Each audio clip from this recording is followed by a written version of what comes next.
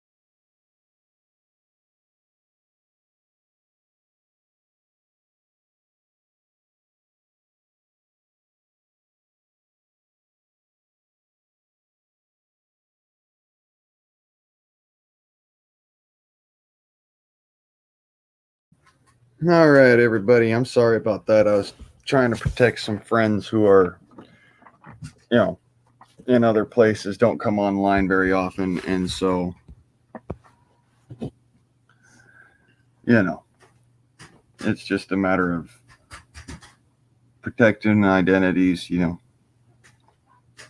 How do you know who you're talking about unless you use their whole name? Hey, what's up, bro? With your conditioning at 72, please. Yeah, like I said, y'all are welcome to come up here. I'll be right back.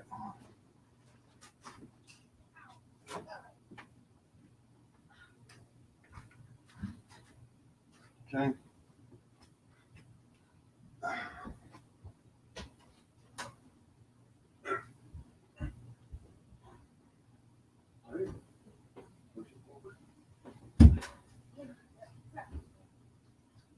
All right.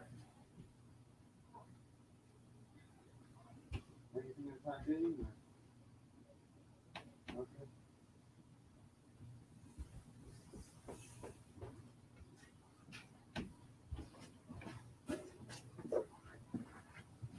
Hello. So, this is the Early Bird Freedom Forum. Everything goes.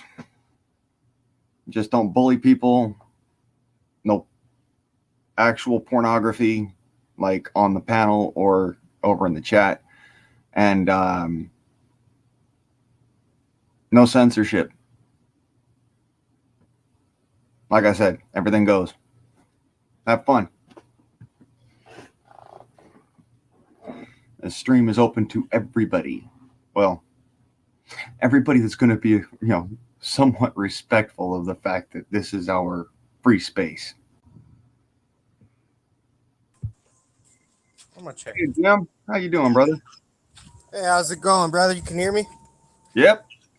All right.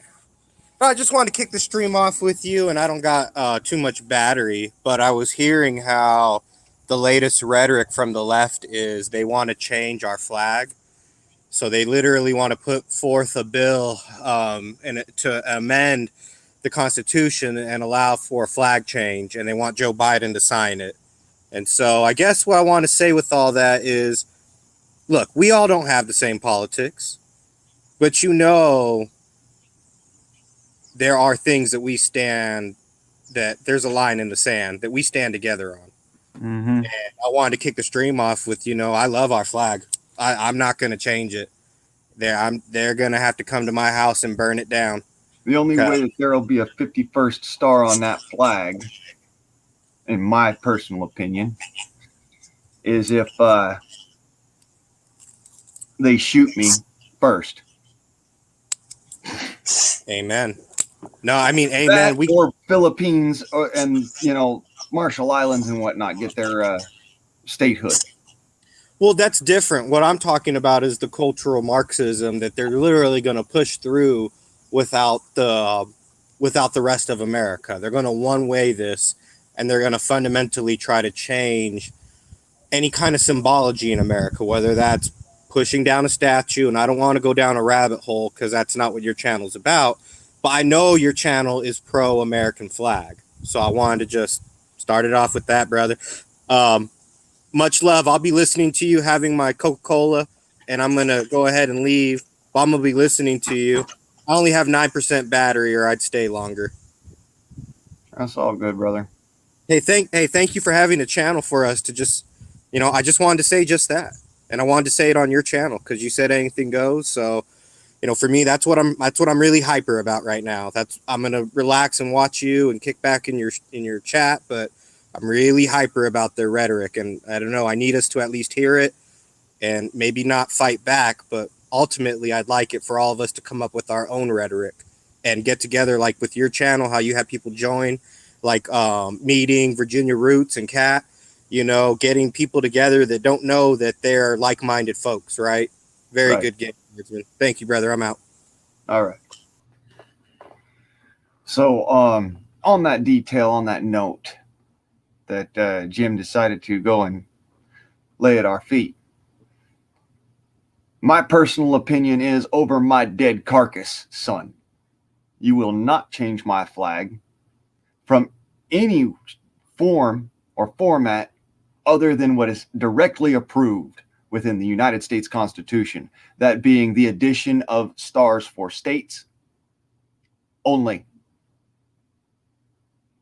No removal of the stripes, no removal of the state format as stars on a black or blue backdrop. That is a very specific way for a very specific reason. 13 stripes for 13 colonies, red and white for liberty and the blood that we shed in that fight. Stars across a blue sea, showing that this is a union of countries, states, which came together with a firm understanding that regardless of distance and time, we are one nation under God. So they will not fucking touch that flag, motherfucker. I will shoot a man off my front porch who fucks with my flag. That is my property. And it is my right to defend that flag just as if I was defending another human being as part of the Commonwealth. So, you know what I say? I'm dead serious on that. You touch my flag, son. M's fighting words. And not just the kind of fighting words where we go fisticuffs, but the fighting words where you catch some lead. You don't touch my flag. And I'm dead serious on that. You know, I played that video for y'all about what I believe about the flag and about, you know, how I believe about it. Why? Well, shit, son. I'm going to tell you now. I will bleed on the flag to ensure the stripes stay red. I know that's a Hollywood line, but let me point something out to you. It started in American patriotism. I don't give a fuck if Hollywood went and corrupted it. It's still American. And I mean it. I'd rather make the other guy bleed first, if you don't mind. So anyways, now that we got past that shit. Oh, boy. You touch my flag. By God.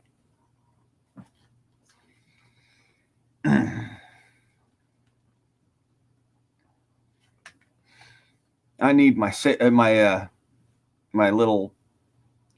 blankie, my security blankie here. As you can see, it's unloaded. I just need it to hold it. So I can feel like I can actually do something.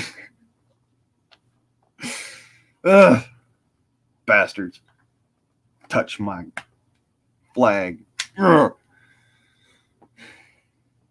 You know, as far as I'm concerned, if you're flying a Nazi flag on your property, you still have the right to that flag, whatever.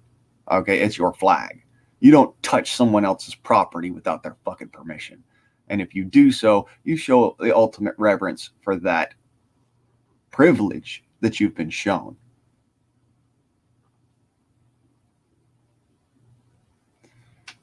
Yeah. Now, you show respect for the privilege you've been shown. All right? Somebody told me, yeah, you can hold that flag. And I'm sitting there holding a Nazi flag and a swastika and all. I'm still going to show that flag reverence because I'm showing that person reverence. I'm not showing the Nazis reverence. I'm showing that person who allowed me to sit there and admire whatever their property is, that reverence. So if they have a problem, if the left wing has a problem with that, then son, you're starting a war that you're not going to win.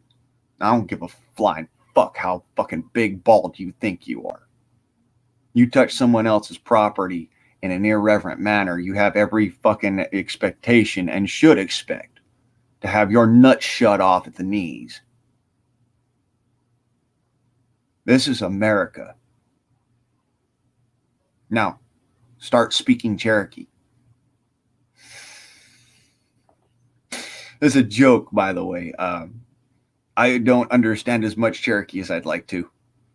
So I can't actually speak Cherokee 100%. That being said, I love the saying because it's more of a sense of speak truth. There's not a single Cherokee man alive who can lie in Cherokee. Don't know if you knew that. It's almost a physical impossibility for somebody who is of a Cherokee descent to lie in Cherokee, because it's a language based on the principles of truth. In order to convey a message, you have to speak it truthfully. Otherwise, you can't translate it properly. This is why I say speak Cherokee.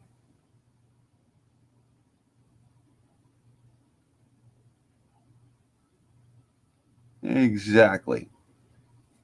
Metal for breakfast, man. You know what? You fly a Canadian flag in America, depending on what side of that border you're on. You know, you can fly it, sure.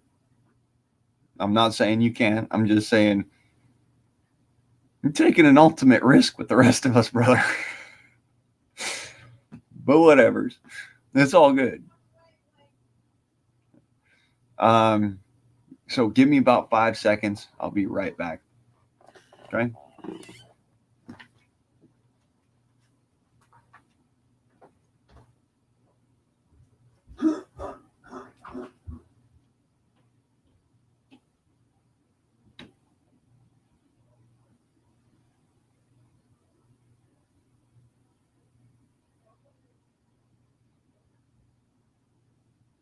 Are you waiting?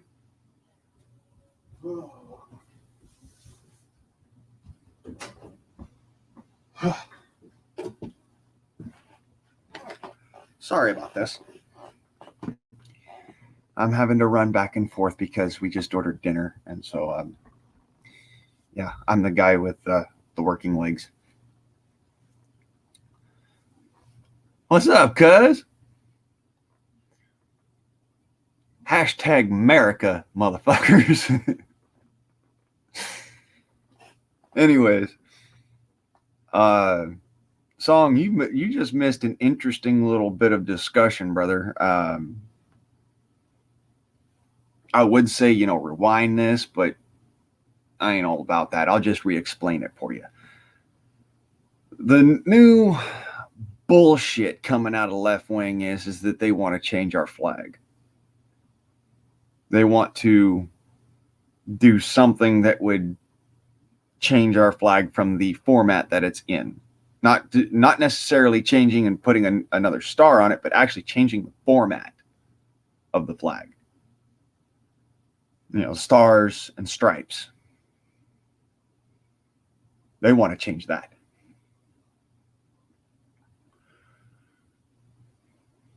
And if you see somebody fucking trying to pull that bullshit, tell you what, cuz, them's fighting words, them shooting words right there. That's not just fighting words. That means war. Especially to me. I do not tolerate somebody shitting on my flag. Do not tolerate it. I know you don't. I'll lose my shit over my flag. My flag flies right out front of my door.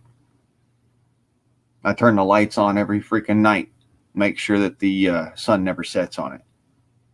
And I'm very adamant about that. I'll get into a fist fight over my flag that quick. My flag is a flag, not a banner. Okay, I have a banner that's in my truck. It's a battle flag, American battle flag. It's the stars and stripes, but it attaches at 2 points. Out front of the house here, I have a flag. It attaches at 1 point and then sheathes the pole it is on. That is a flag. And it also has to do with the way that it's put together. It is sewn together. Every stripe is sewn to another stripe. The stars are sewn onto the stately. And that's what a flag is. Matter of fact, I want to show y'all that. Come with me and you'll see a world of wild imagination. And that one on. And yeah, that's one. Okay. Yeah. So, there we go. Here you go. That is an American flag, a real American flag. And you can tell by this. Every stripe is sewn together. Every star is stitched on to the stately. And that's what that's called, is a stately. That is my flag. As you can see, the lights turned on. Like I said, I don't play with that.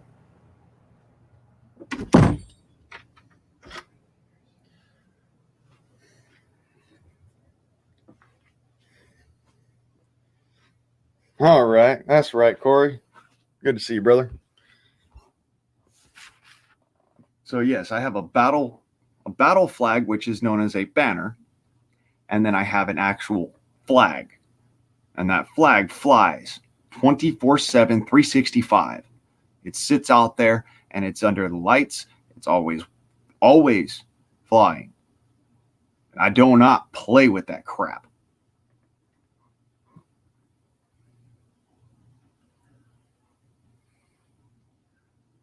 The vertical stripe flag, blue stars on a white flag.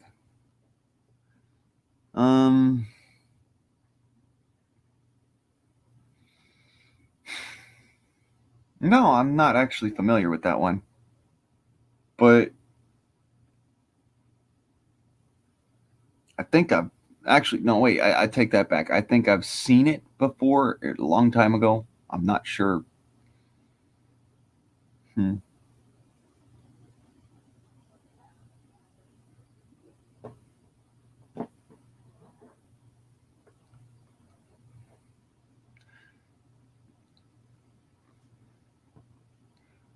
Stars in a white field.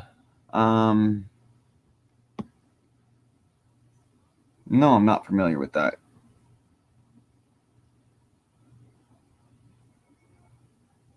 Sure. Yeah, it is a beautiful flag. Not a lie, it is my flag. It's my little sister's flag. It's a real flag.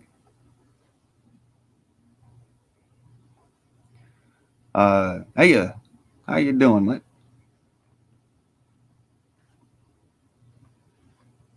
It's a post-time or a peacetime flag post-Civil War. Okay.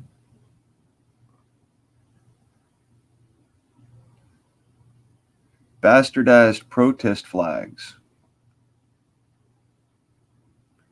Which ones are, Scott? Which one?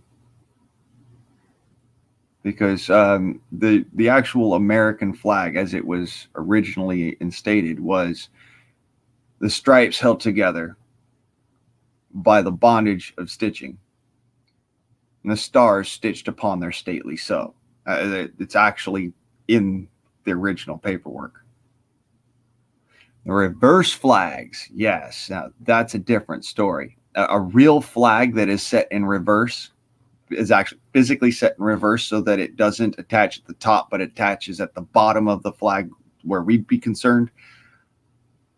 I think you're right about that. Some food for thought.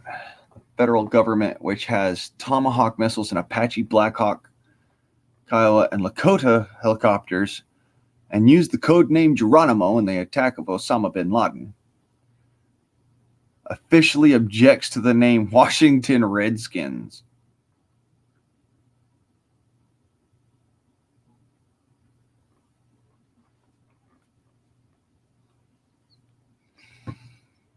You know what's funny about all that?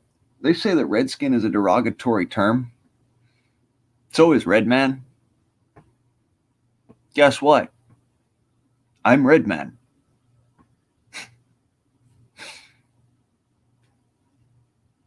Amongst other things. All right. Be right back on that note. Yep. I'm going.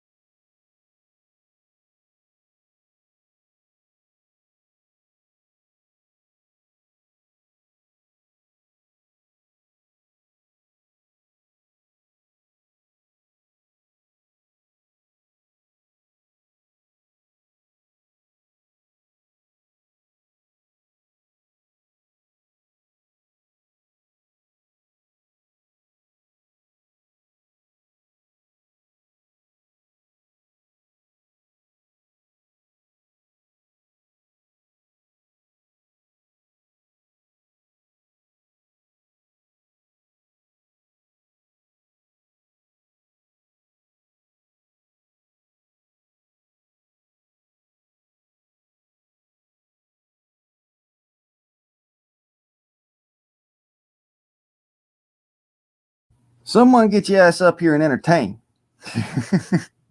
I'm joking. You don't have to. I'll be right back, yo. I'm just getting my dinner together.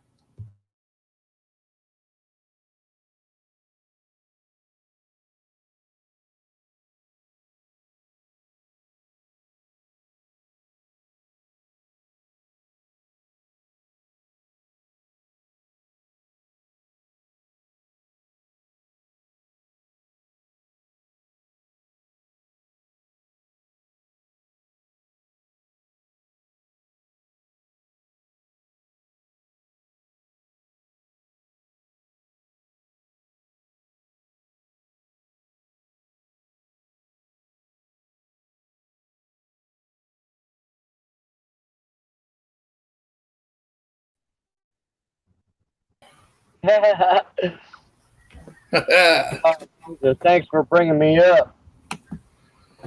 Well, there goes the party. I done showed up. Run. Yep. Here we go.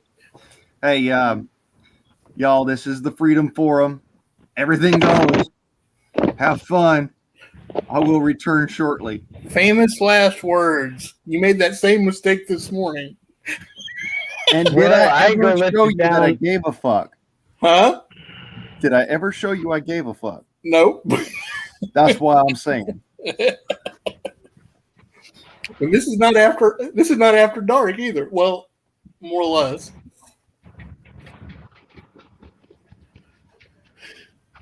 No, what I was saying was that the reverse flags are protest flags, like the blue stars on a white field kind of thing. Those are actually protest flags.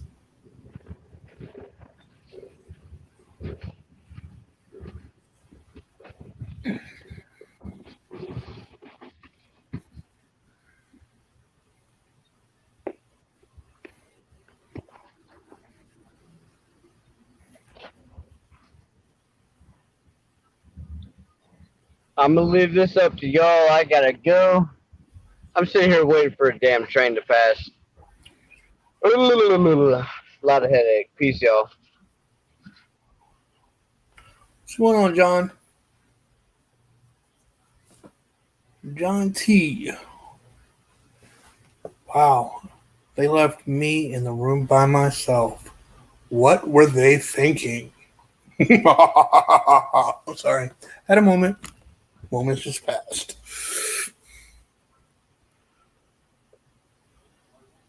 Amen to that. Another day, another 20 cents. Not even that. Actually, that's about all I need. You don't want that, John T. Trust me, you don't want that. That would be ugly.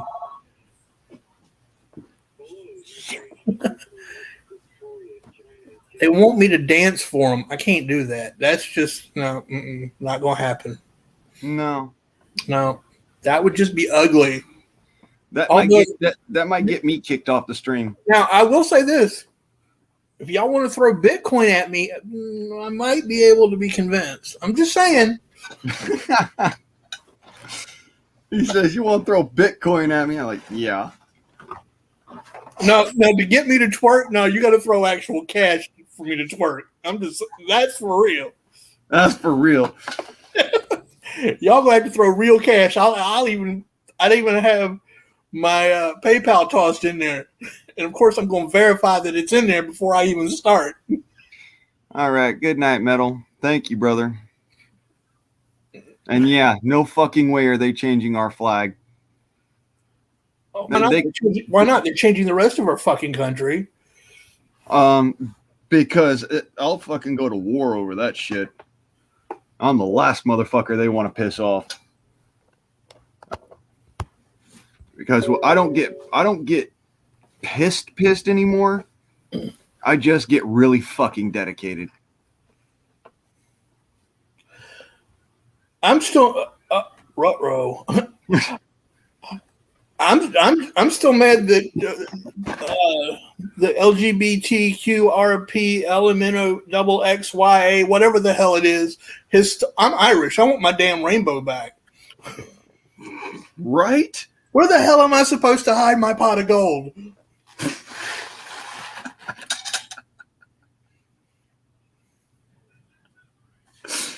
Fuck, that was cruel and funnier than hell. Where am I supposed to hide my pot of gold? All right. Having to juggle boxes. They is the alphabet, John T. They is the alphabet people. And my flag is the rainbow flag because I'm Irish. And, well, leprechauns got to hide the gold at the end of the rainbow. Actually, the funny thing is that I was laughing about is that not only is the rainbow flag Irish, but it's also Native American. Actually, if you want to be serious for a minute, the first rainbow was God's promise to Noah to never to flood the earth again. Yeah, well, never to flood the earth in the manner that he did. Right. Being said, that's where the first, So, I as a Christian, I take great offense to the rainbow. I make jokes about the whole Irish thing, but I do take offense to them bastardizing the rainbow in that manner. Same here. I'm both Christian and Native American. I hold to both sides of the debate on that one. You can Native Americans, the rainbow is actually it's supposed to be all inclusive, meaning that everybody is held together, like the colors of the rainbow are held together. We blend together. We're all together, all one, basically. Now, here's where this is a thing that somebody pointed out to me years ago, and I've kind of held on to it. People say that America is a melting pot. Well, that makes us all a fondue.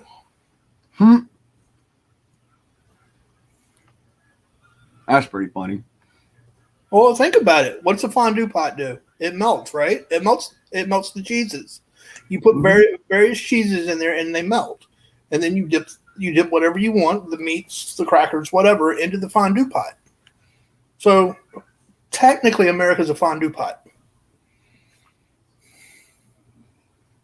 I have a huge issue with them misappropriating the rainbow. All right.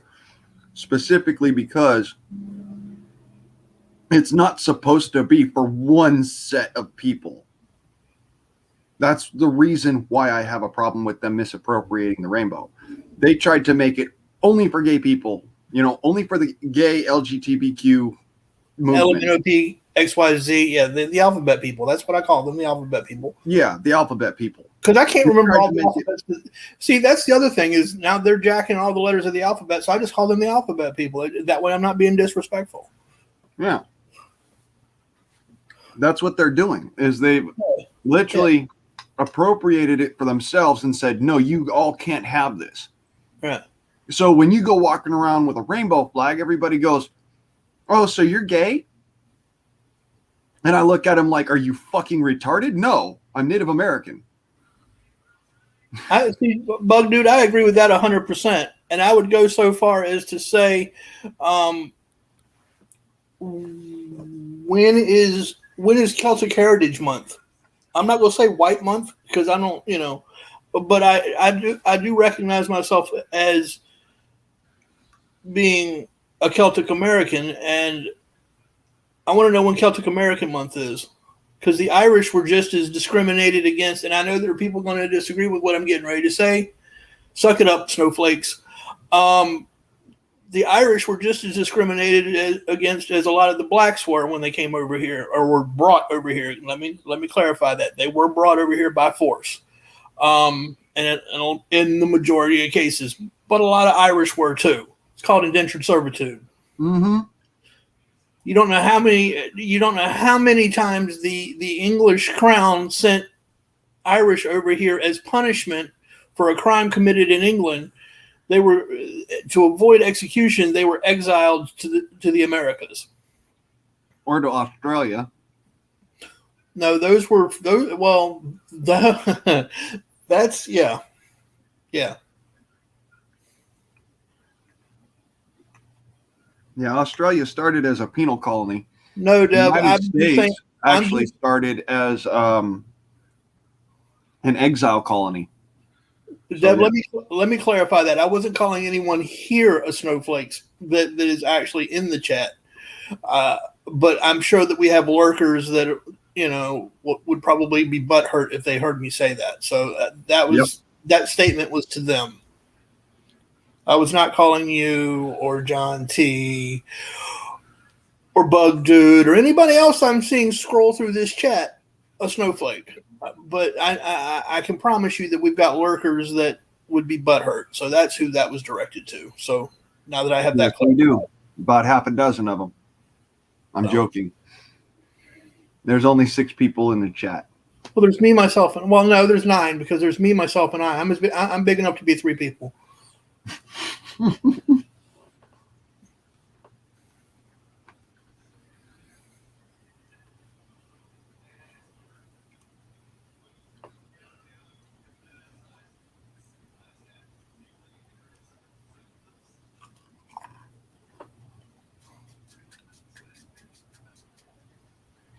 Don't get it twisted. I'm an opinionated ass. I've never said I wasn't opinionated as hell. To put it bluntly, why the hell else do you think I'd bring you up on my panel? That's what I know. I know this. Personally, I try to be nice to people, but at some point, you got to draw a line in the sand and say, motherfucker, cross that thing and I will fucking shoot your ass dead. Speaking of which, that almost happened. Really? This morning. Yes, it did. After I got off the stream, somebody tried to come through my back door.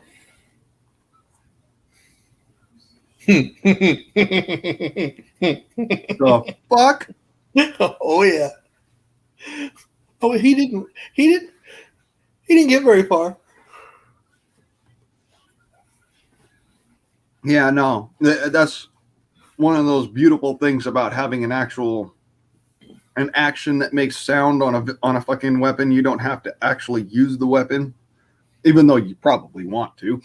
Well, no. What happened was he was fiddling with the lock. I reached around and grabbed my roommate's shotgun and proceeded to go into the kitchen, which is the door he was trying to come in through, was the back door, which leads into the kitchen. And I pointed it right at him. I've never seen a black man turn white before. He turned an ashy white and then took off running. Yeah, I've never seen that happen myself. However, I will say I have seen a black man turn his white pants brown.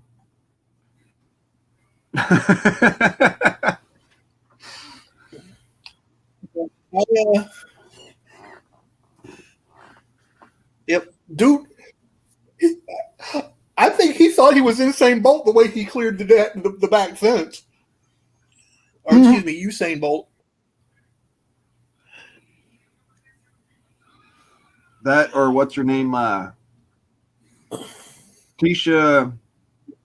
Yeah, I know Tisha you're talking Lemon? about. Yeah, dude. Dude, Bug. I'm gonna be honest with you. I couldn't tell you whether he left a trail of piss or not. I was too busy laughing as he jumped the back fence, and I do mean jumped the back fence. He cleared that motherfucker like it wasn't even there. Probably a 6 foot or two. No, it's a 4 foot. The back fence is a 4 foot chain link. Oh, Yeah. homeboy got ups then. I'm in Virginia, Deb.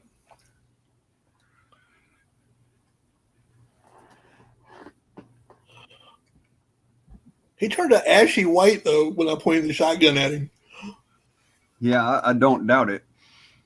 I'm just saying I've never seen that before, and I do mean it when I say that I saw a black man turn his white pants brown. That was pretty fucking funny. Song of the South. I actually have made that. Well, not that exact shirt. Mine says "We the Sheeple," and then it's got a big anti sign running through it, and the sheep's head's got a mask on it. Yep, I actually have made that shirt.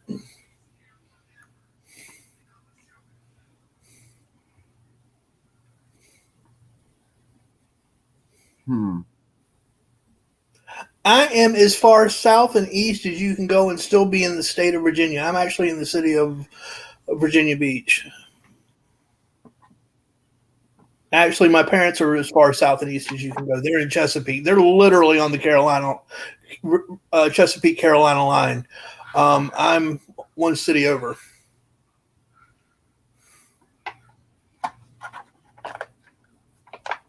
Pardon my munching noises. That's okay. But yeah, we occasionally get the random idiot crackhead who wants to be stupid. My mom keeps a baseball bat next to her bed. Mm-hmm. I keep a pistol in my pocket and a rifle next to my bed. We keep a baseball bat next to the front door, and various other toys. I'll leave it at that. Throughout the house.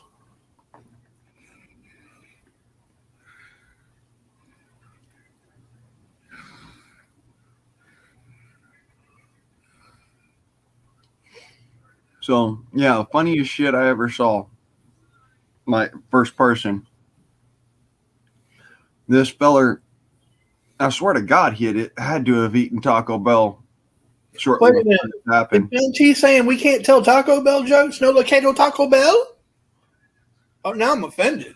See, like I said, I swear he had to have eaten Taco Bell like an hour or something beforehand. Sure. Because this man, he was walking down through LA, nice freaking white pair of suit slacks, nice white zoot suit jacket, and I think it was like a purple shirt on the inside. God. Just gaudy as hell. So what was he, the Joker? No, he was walking around like he's a pimp. Anyways, he walked up to this one dude who's walking down the street. He got on a fucking veteran hat. And he starts talking shit to him about, being a, one of these fucking, I guess he said something about, why the fuck aren't you standing up doing this, that, and the other, like these little Antifa fuckheads are. And I swear to God, this dude came out of his fucking pocket and put a pistol up to the guy's head and said, motherfucker, say one more thing. Do one more fucking thing. I will fucking turn your head into a damn trough so wide I could drive a canoe through it. His pants turned from white to brown. Are you sure he wasn't French? Oh. And I can say that because I'm 1/8 French, so it's okay. Although the part of the French that I am is actually they're Britannian, which Brittany was the only part of the French nation to remain Celtic. So yeah. Yeah, it does sound like Dolomite, don't it? But the funniest shit is that I saw this in broad fucking daylight, right in the middle of Los Angeles. Like I'm telling you, downtown Los Angeles, where they've got the pawn shops and whatnot at. I've never been to Los Angeles. I wouldn't know. Right. Well, anyways, yeah, dude was literally fucking. He shit himself. Straight up streaked his freaking unders. And I gotta be honest, that was just like one of those. Oh my God. Yeah. Did I just see that? Because I did like this double take rubberneck thing as I'm driving past. Because this guy, I was driving through LA at the time, going picking my brother up and doing stuff for him, and going to the military surplus out there. And yeah, I saw this guy as I'm driving up to the military surplus, and I saw it actually go down. And the only reason why I know what they said is because I pulled into the parking lot there with my windows down. Hold on one second. second. The exact moment it happened. Hold on 1 second. Jim Bob, we don't elbow bump around here. We handshake because that elbow bullshit, that don't work.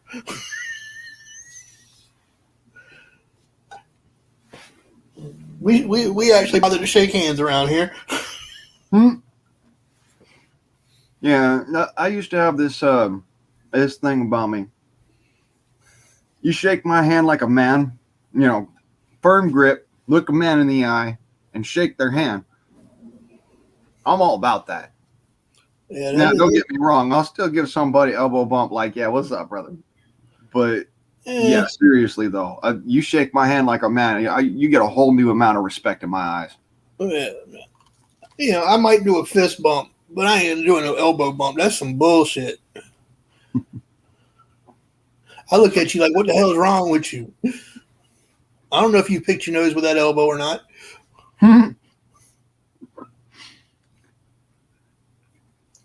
Hey, Mutt, lick your elbow.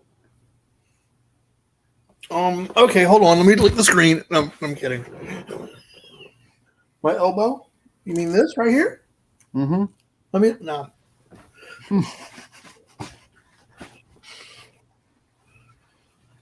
I'm just fucking with you, brother. I know. That's why I was literally going to lick the screen and put my elbow up there. But anyway.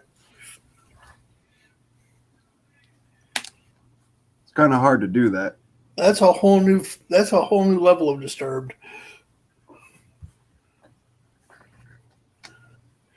That's when you go from 6 people down to just you and me Well, see, I can't do it either. Or the 5 of you when I get kicked off.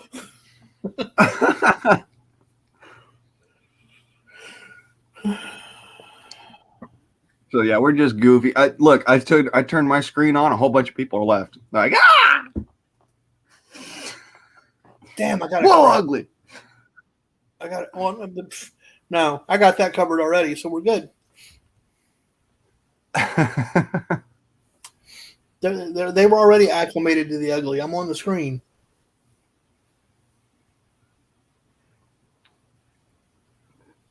If you gotta take a crap, bro, go take a crap. I'm not. What? Didn't you just say, damn, I got a crap? No. No, Okay. no. I said I had I a must be hearing it. crack in the screen when you. Never mind. I was making a joke Oh. about you coming back up on and my screen cracking. I was feeding into your joke. Okay. I got it. I got it. I got it. I got it.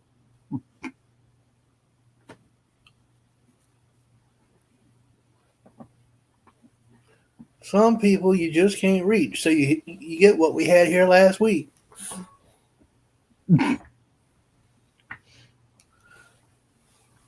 Think What about we have here is a is a failure to to communicate. Some men you just can't reach. So Some you men get you just can't reach. so you get So what we we had get here what we last got here last week, which is the way he week. wants That's it. it. Well, That's the way he he gets gets it. Yep. That is one of my favorite movies. I love Cool Hand Luke. Yep. Where do you think I got moose turd pie from? Mm-hmm. You got to get up at 4 a.m. That's about when I'm going to be. Well, no, I usually go to bed a little later than that. A flea market. Maybe, I'm thinking if I could, I bet I could make some sales at like a craft show or a flea market if I could figure out. Well, I mean, I'm sure I could get the Wi-Fi to work I at the know flea I market, could. but I mean, at the craft fairs, because most of those are held in schools who have Wi-Fi, but I'm not sure how that would work at a flea market. Wherever did I stick that? I checked my here's a kicker for you. I had to laugh at it when I read it. I checked my sales report. I'm 79 cents shy of getting paid. They have a $20 threshold. I'm at like $19.21. Of getting paid for what? My Redbubble, my t-shirt designs. Oh. Yeah, it's been a slow month. Shit happens. Yeah. No, that's fucking cool. I just saw something on the YouTube. Dude took a rusty old leaf spring and forged a bow out of it. That's cool. A bow? A bow. I wouldn't think that would have enough flex to. I mean, that would be a bitch to draw. You'd be a bitch to draw, but Unless one hell of a killer, wouldn't it? Unless he's planning on putting it on like a crossbow. No. Recurve. It used as a recurve bow. Full size recurve. Shit.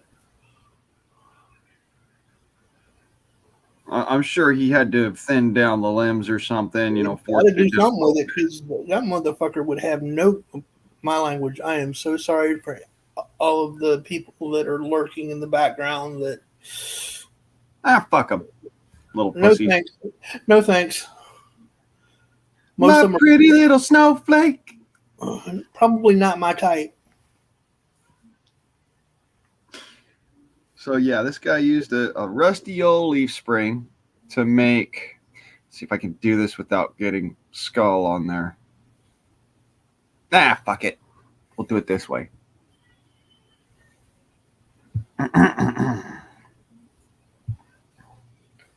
You just drop the link and I'll take a peek at it when we get done chit chatting. So I know I made I did a design today that I know will probably upset some real Antifa type snowflakes.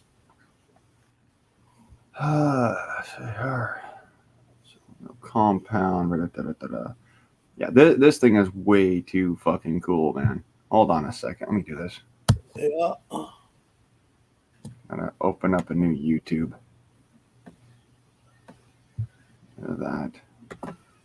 Pick this up. Oh, you stupid motherfucker. There we go. Oh, wait. Here we go. Pull that up. Pause. Eric, well, you said you were going because you had to get up at 4 a.m. I mean, by all means, stay. but I wouldn't want you to be overly tired.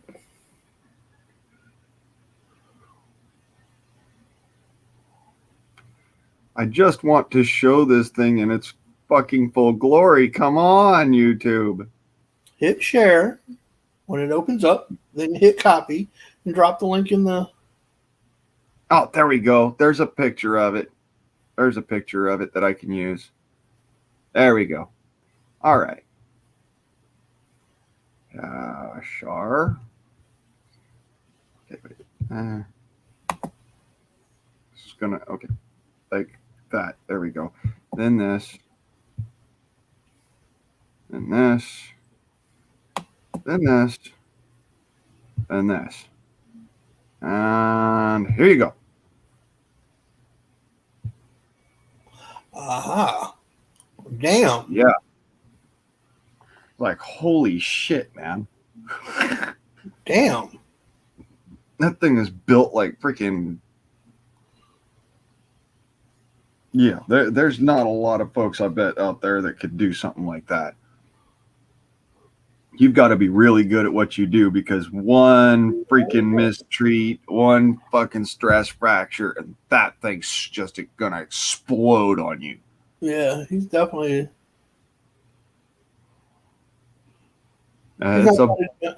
He's also not trying to do it in 3 hours.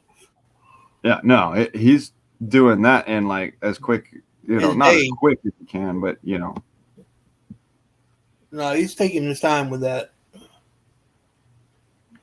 The 3 hour comment was from Forged in Fire, where they give him 3 hours to. Oh yeah. To forge a usable knife, the outline of it for a usable knife. Yeah.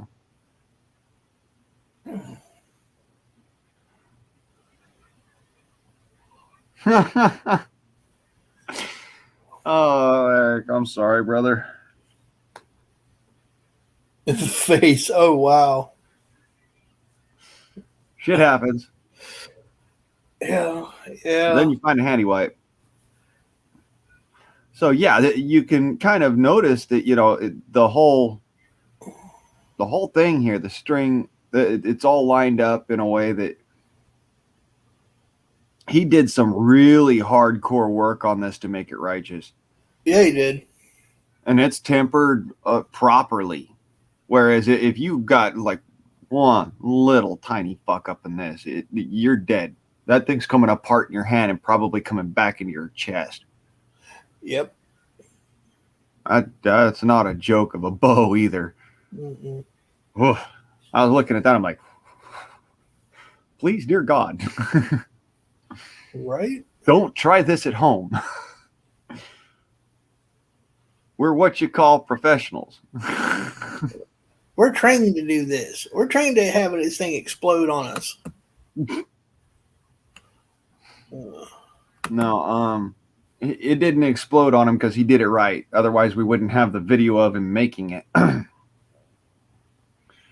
But yeah, like I said, when it comes down to forging stuff, don't do this at home. Yeah. I'm what you might call a professional. Howdy, Born Eraser. What's up, Racer? I can tell this is not somebody. I can tell this is somebody that's not used to being around while I'm around, though. What's that? She used my given name, or they used my given name. And they used the name that you got up the. I know, yeah. Yeah, up in the top of the chat. Yep. Give me 5 seconds. I'll be right back. Yep. 1,000, 2, 1,000, 3, 1,000, 4, 1,000. You're not. You lied. I'm crushed. Hey, I didn't mean that literally, asshole.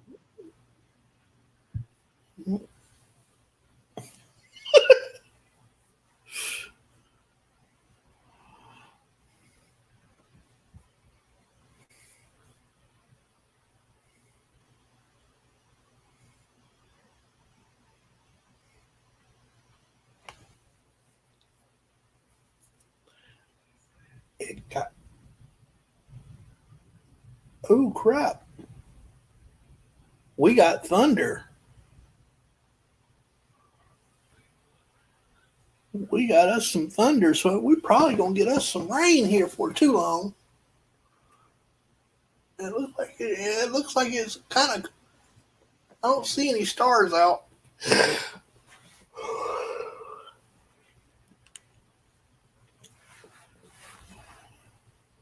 So.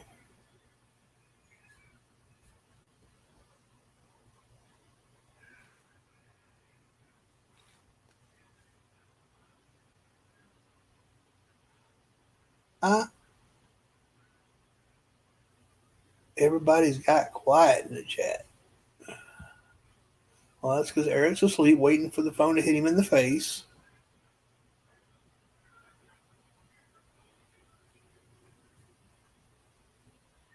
Not sure where Deb's at, or John T had to step away.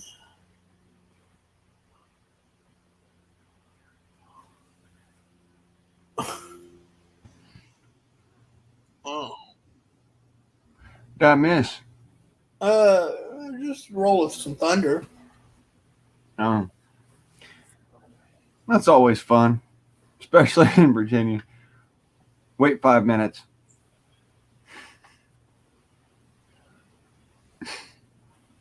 It'll either get more rainy or it'll get more dry and clear. Born, don't worry about it. I was teasing. I go by Scott is my given name. Celtic Mud is my nickname, but it's also going to be the name of my photography company when I officially open it.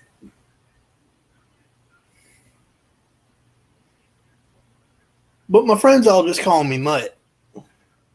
Uh-huh. Well, that's because you are a mutt. I am. Tis true. Shit, I'm a mutt too. Most Americans are mutts, if they're honest about it. I mean, I say I'm Cherokee, but that's because I hold to my Cherokee heritage. I'm Cherokee, Choctaw, Kiowa, Flathead, Italian, German, Welsh, Scottish, Irish, Dutch, English. He left out the pygmies, folks. He left out the pygmies. Yeah, I'm not a pygmy. I that And too he's tall for that. and they're offended. Well, poor you. I didn't say I was offended. Do I look like a pig? Don't answer that.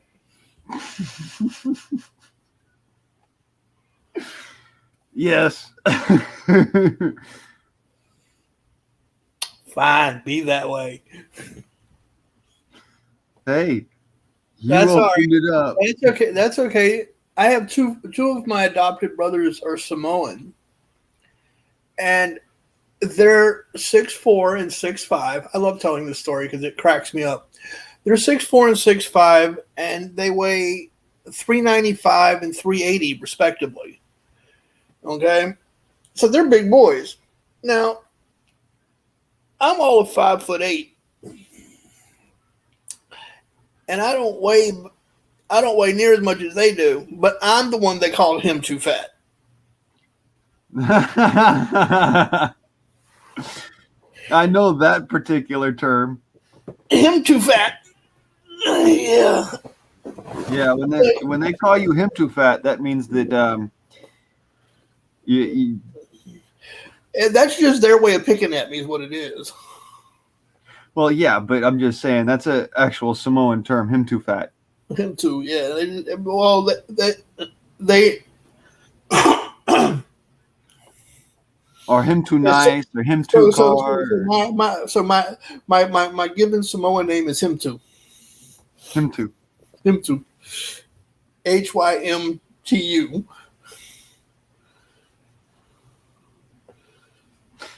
And y'all crack me up. I'm sorry, I'm distracted. I'm looking at a dollar bill.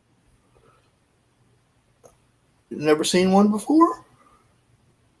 Yes, I have. I just I notice new things every time I look at one.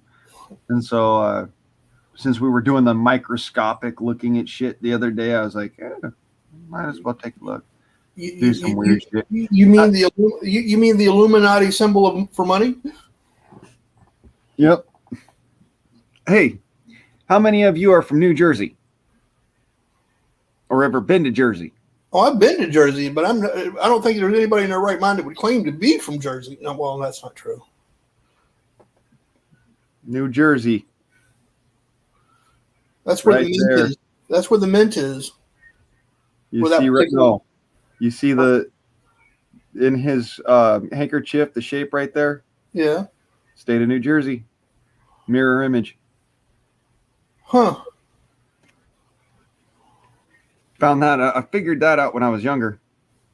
I set one of these down next to a mirror and had my atlas sitting over on the other side of the freaking desk, and I'm just like, the fuck?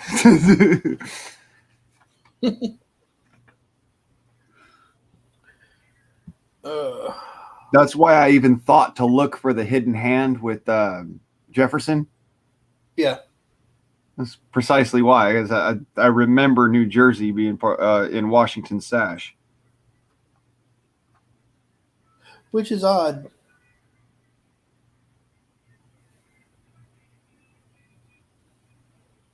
Yes, sir, it is. I don't know 100% why they would include that, but it's literally the exact shape of New Jersey.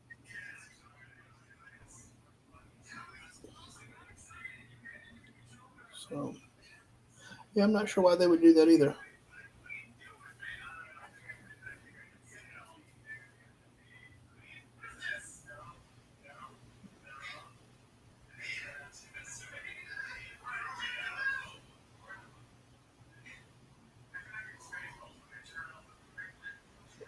Mm.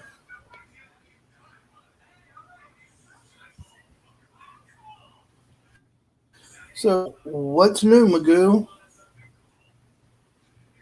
What's been going on for the day? Well, After I ran off, after I scared off Usain Bolt today, I went back to bed. well, a lot of developments. There was, of course, the flag development. There's also been a couple of interesting ones. Texas became a constitutional carry state today. Yep, I knew that. I'd heard about that. I thought, why the fuck do you even need to become a constitutional carry state? Just like every time I hear that shit, it's like, guys, welcome the fuck to America. Stop trying to write the laws and actually follow them. Well, I think they're just covering their asses, which I have no problem with, because I got a feeling that the idiot in chief and his marionette masters are going to try a whole lot of shit. Now, what was going on with the flag? Biden's lackeys today, I guess, something that Jim Bob was telling me about earlier. Biden's lackeys decided that they were going to take and co-opt the flag and make it so that they could change it around and swap shit around. That one's hearsay, but I'm like I said, I trust Jim Bob. Why the fuck would you want to co-opt the flag? Right. It's bad enough that they were trying to get them to fly, what was it, BLM's, or was it Antifa's flag over the embassies? I don't remember which. Yeah, they wanted them to fly the Antifa flag, which is the A symbol with the upside down flag making the cross line. Yeah. They wanted them to fly that above the American flag at an embassy, and no. Thank God the Marines fucking took that shit down and burnt it right the fuck there. You don't pull that shit around an embassy. I live directly across the street from the post office, right? When I heard that, I walked across the street, and I went inside, and I said, I'm just letting y'all know is that if y'all get stupid enough to try to fly the fucked up Antifa flag over this post office, not to be surprised when that flag disappears. I'm just letting you know, because I plan on taking it down and probably burning it right here in the parking lot. And then I walked out. I didn't bother to even let them give me any kind of an answer. I just walked. Then I turned around and walked right back out. Yep, I wouldn't have really stuck around myself after saying something like that. And I didn't give a shit. It wasn't that I was scared. I just didn't care. no, it's not necessarily being scared. That's fucking threats of destruction of property on private government property. On government property. Yeah. Privatized government property. Yes, that's what the Postal Service is privatized government property. Yeah, I know. Unlike public government property where you can get away with a lot of shit, privatized government property is federal and you will get your ass literally reamed for it. It's just like anything that says U.S. government property, no trespassing. They have very strict rules on privatized government property. Yes, but oddly enough, we never saw an Antifa flag fly over the post office. Good thing. Yeah, they did that shit on U.S. Embassy in, I think it was one of the foreign countries, actually, and the U.S. Marine Corps. One guy, just one motherfucker from the U.S. Marine Corps, climbed up to the post where they were flying that flag at and cut it off with his K-bar, fucking threw it down to the ground, climbed back down, and burnt it on the spot. So I would have off to the U.S. Marine Corps. I would have shit. I wouldn't have had it neither. I'd have lost my shit. But good to see there's a Marine out there that's got a fucking set of balls. Doesn't give a shit about what the commander says either. Yeah, I saw that shit, and he got his ass reamed for it. Oh well. Believe it or don't. The Marine got in trouble for protecting American soil. I'd have gladly taken that hit. Likewise. That is a hero right there, in my opinion. Now, I'll put it this way. At my age, jail ain't nothing but a cheap retirement plan. Cheapest one. Three meals in a cot.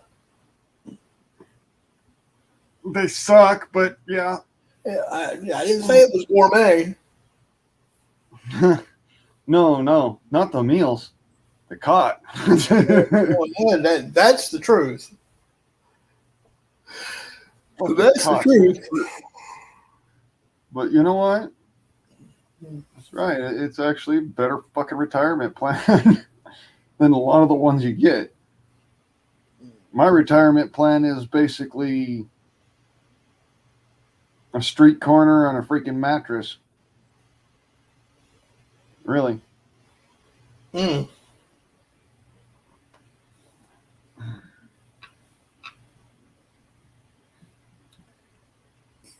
Unless, of course, the U.S. government pulls their head out of their ass and starts actually giving Minutemen a retirement package.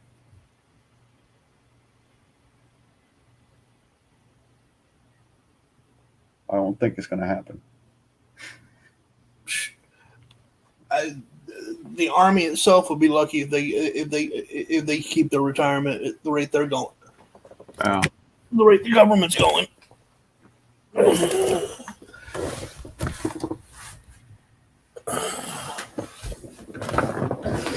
I'd love to make it to 65 years old just so that I can turn around to these fucking assholes in Congress and say, all right, motherfuckers, I'm like one of the few Minutemen that has ever made it to 65 years of age. Where's the retirement?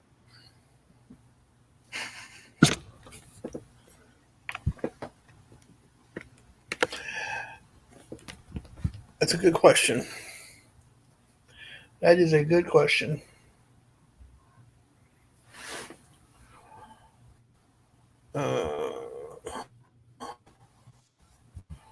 Let's see. I had a joke, but I'm gonna behave.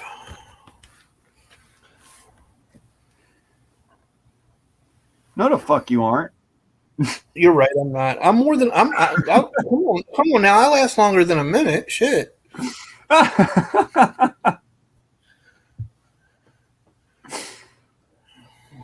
Well, Do you that's not the remember nice the thing. conversation that was had this morning about the young lady who challenged me, and 5.5 hours in, she had to tap out? Oh, dude, the funniest thing is that a Minuteman is supposed to last 1 minute in any firefight engagement. Normally, the firefight's over by then. The original Minuteman was supposed to be ready to go at a minute's notice. Yeah, ready to go at a minute's notice, capable of taking a stand in rank and file for 1 minute after the firefight started, which was a tall order back in the day. You went from being militia to being a Minuteman if you were able to stand in that rank and file for more than a minute. Because we had a problem where the militias were more guerrilla fighters. So what they do is they were not capable of standing in formation and fighting like a regular. The guys that did became the Minutemen. Well, we perfected the art of guerrilla warfare. Yeah. I mean, if you look at some of the sites of some of the battlefields for the Revolutionary War, I mean, some of the stuff that they were, I mean, I grew up in the same area that the Battle of Great Bridge occurred. Now, you can look that one up. It happened in 1775, December 9th, I believe. And that was all marsh. Yeah. All marsh. Really couldn't find anywhere to hide. It was pretty much. Oh no, there's plenty of places to hide. You just had to trudge to the tree line through the marsh to get to the tree line. But once you got there, you were good. But it was open. It was about 100 yards of open field to get to the tree line. All boggy, swampy stuff too. Yeah, because that's right there at the mouth of the Dismal Swamp. Yeah, that's So I mean, pretty horrible part of American history. It was a really nasty little battle. We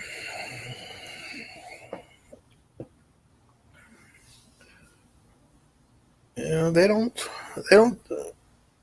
Teach about it. It won't pretty, that's for sure.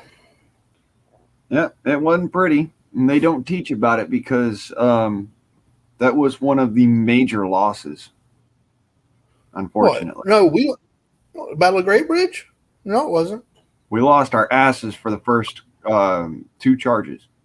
Not the a Great Bridge. Charge what actually broke through and was capable of getting us to the tree line. You're confusing your battles, because that did not happen at Great Bridge. I know Bunker Hill, we charged like 3 times, and every single charge was cut down. That was Bunker Hill. Great Bridge. Yeah, that was Bunker Hill. But the third charge at Great Bridge was actually successful because they ran Cornwallis all the way back to they ran him all the way back to Yorktown. Yeah. From Great Bridge back all the way back to Yorktown. And that's not a small hike. No. That's several days. Yeah, it would have been a 2-day hike. So imagine marching a whole formation and fighting forward. That would have been several days to get them there.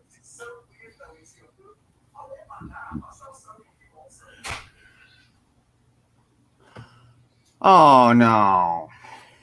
I'm sorry, cuz. Hey, at least you'll have some good old fresh deer meat. And you got perfect legal reason too, because that's depredations.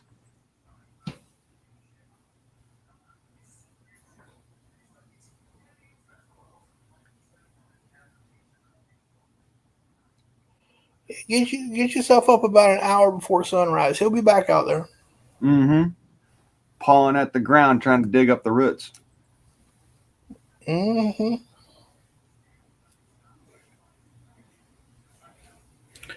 Damn pesky vermin. They're tasty though. I could go for some deer jerky.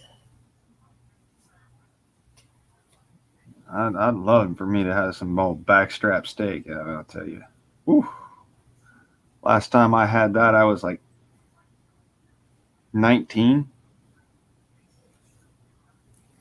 You mean there were deer back then? Oh wait, no, I'm older. That's right. Deer didn't appear in our circle of in our ecosystem until I was in my 30s. Huh. I'm kidding. I know you are. I'm just sitting there like, I'm not that old. I was about to say, bro. I'm not Nice that to know that you're about 14 million years old. I'm not that old. Yeah, deer showed up in North America about 14 million years ago. At least in the geologic record. About the same time as horses and American lions.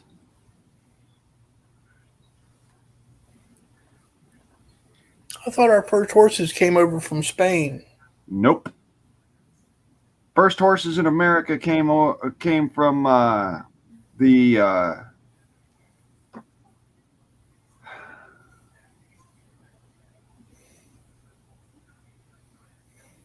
came from across the Bering Land Bridge from Russia before the last ice age. I know the ones on Assateague and Chincoteague Island off the coast of Virginia were Spanish horses.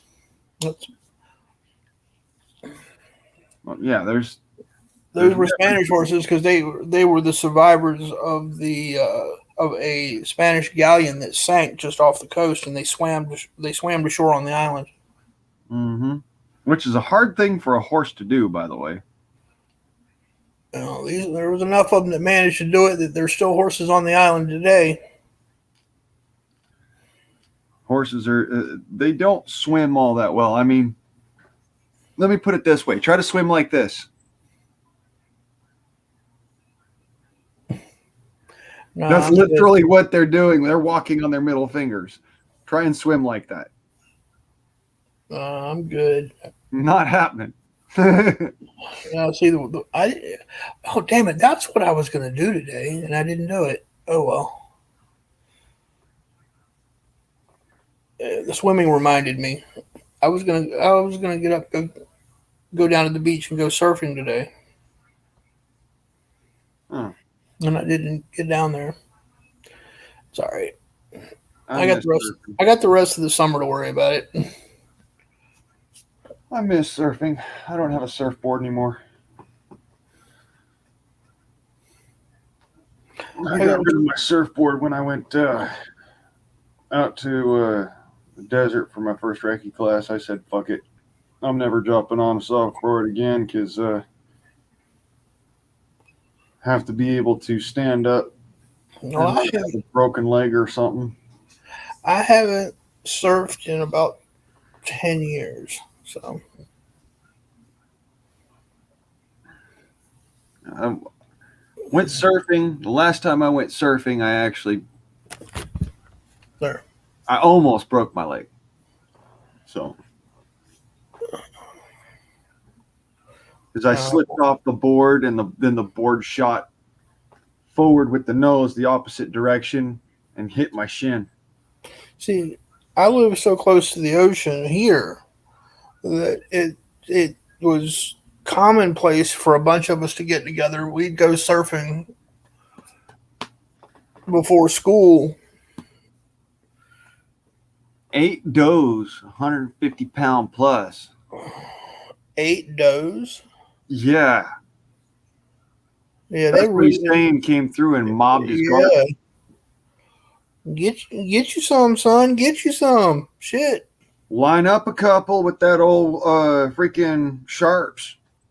I'll put it this way: I give you my address, and you can freeze dry some and send it to me. I'll turn that shit into something. Yeah, because like I said, it's fully legal because that's depredations versus just standard hunting or anything else.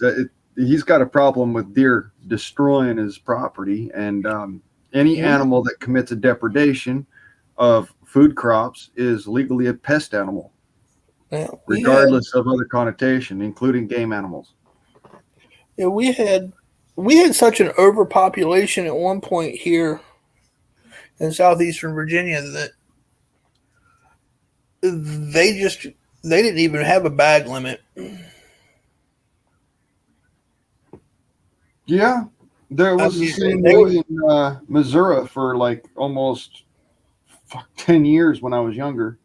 Yeah, they had such an overpopulation of deer that you could go out and you could bag a deer every single day without a tag, and all you had to do was have a hunting license.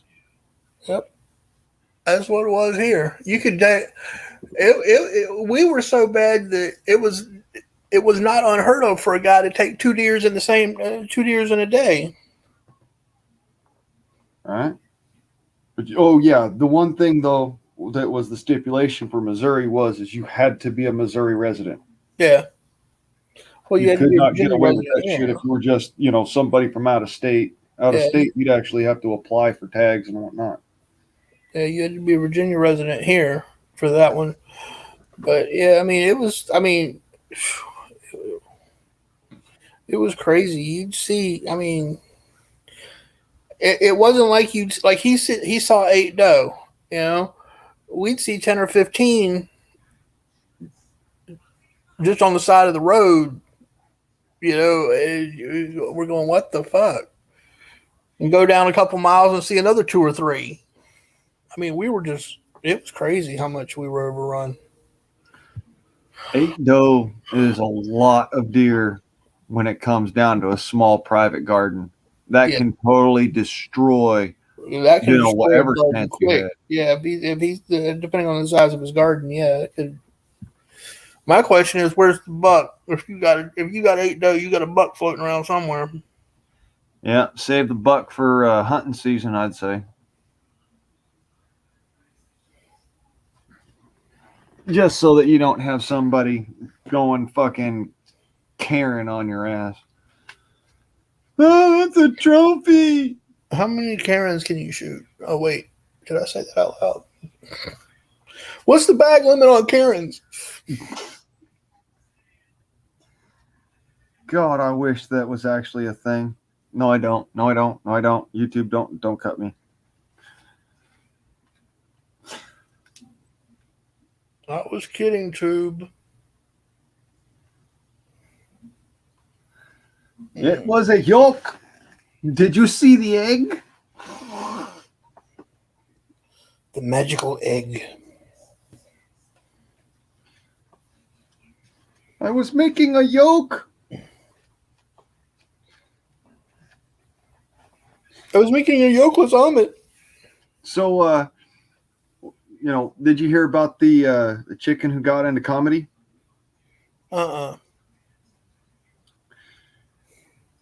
He got made fun of for making a yolk.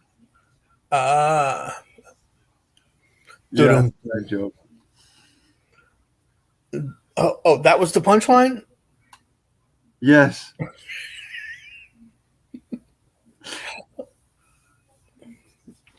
I got it. Mm. The chicken got into comedy, was made fun of for making a yolk.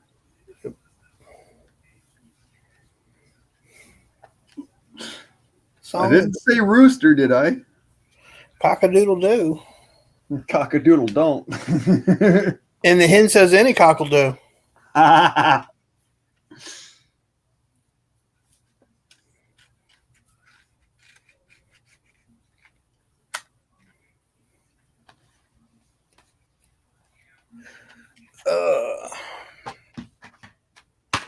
Perfect. Perfect shot with correction. So what are you using through your 50 cal? Are you using pepper or are you using rubber? Or are what are you using? I am using lead round ball.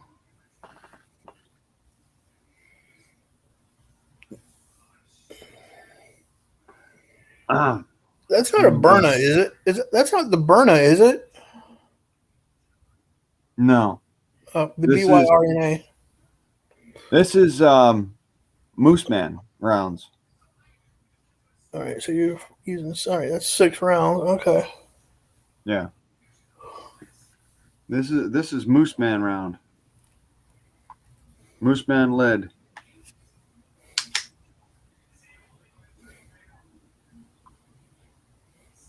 What is the I haven't, that's the one, I mean, I watched some video. I'm going to have, which one do you have again?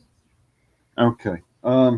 Because I've watched a YouTube. lot of them since the first time we talked, and I don't remember which one you said you had now. Okay. YouTube, this is for educational purposes only. Do not strike me. The HDR 50 caliber. HDR 50. Okay. From the T4E, Training for Engagement. HDR 50. Yep. Hold on a minute. HDR 50. 48. Hold on. Give me un momento, por favor. It also can be found under TR50. HDR 50. HDR 50. T4E. Yep. Okay.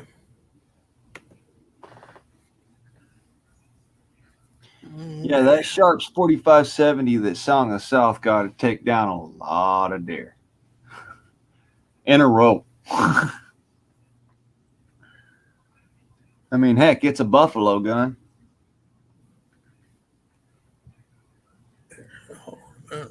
Give me just a second. Let me see if this will let me. Dummy, you're not supposed to send me back to eBay. I don't want to go to eBay. Okay, I got it saved now. I can look at what I want to. It's a Humorex. Okay, that was what I was looking for. Was Humorex? I couldn't remember. Right. Yeah, it's a Humorex air gun. That's for sure. And the funniest shit is it actually has a warning right here on the barrel. It says, "Warning, not a toy. Misuse may cause serious injury or death. Eye protection designed specifically for paintball must be worn by the user and persons within range." Sharps 4570.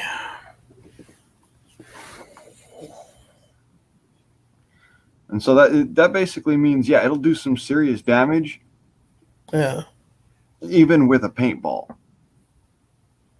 So, you stick lead in there, now you've got a lethal weapon.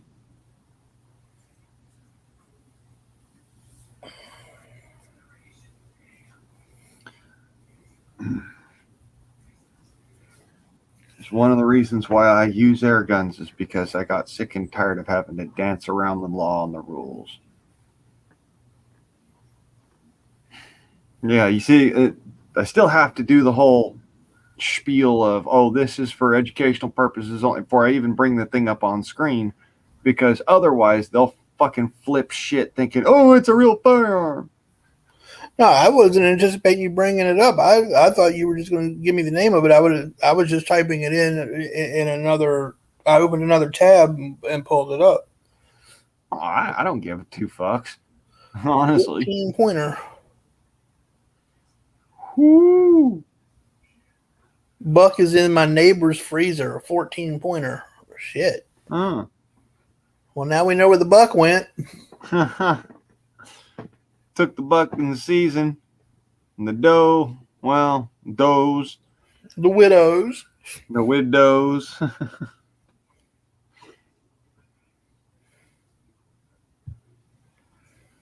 Yeah, the widows went around and now they're eating up all of Song's garden. Right.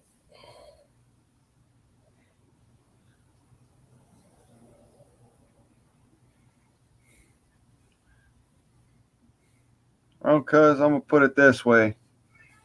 That early in the morning, just be sure of your target. That's all I got to say. He drops the first one. The rest of them will scatter, I would think. Well, yeah, with a 45-70 sharps, the rest of them are gone. 22 long rifle, they won't run. They'll kind of look around and be like, what the fuck was that? And if you use a silenced air rifle like what I've got, drop one. The one that's sitting there right next to it eating will kind of just sit there, look over for a second and take a sniff and then go back to eating. You can drop that one. Yep. Yeah, I watched a guy. He wasn't using what you've got. He was using. I think he was using a Hatsun, and he took down two. Yeah, he took down 2 wild boar with him. Yeah, that's what I've got. I've got a Hudson and I've got a Sam Yang as well. He was using the Blitz, and I forget what size pellet he was using. Well, the Blitz comes in 17, 22, 25, and 30 caliber. I think he was using the 30. I wouldn't be surprised. The 30 caliber is a fucking powerful air gun. Yeah. You want to talk something that'd take a coyote and, skin him and fucking lay his ass out clean for you. Well, that'd be the 30 caliber Hudson Blitz.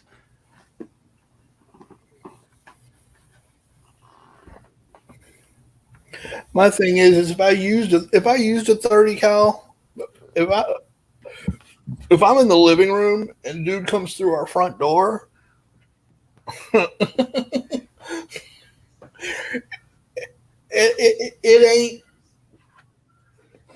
ain't but 15 feet between one end of the couch to the front door.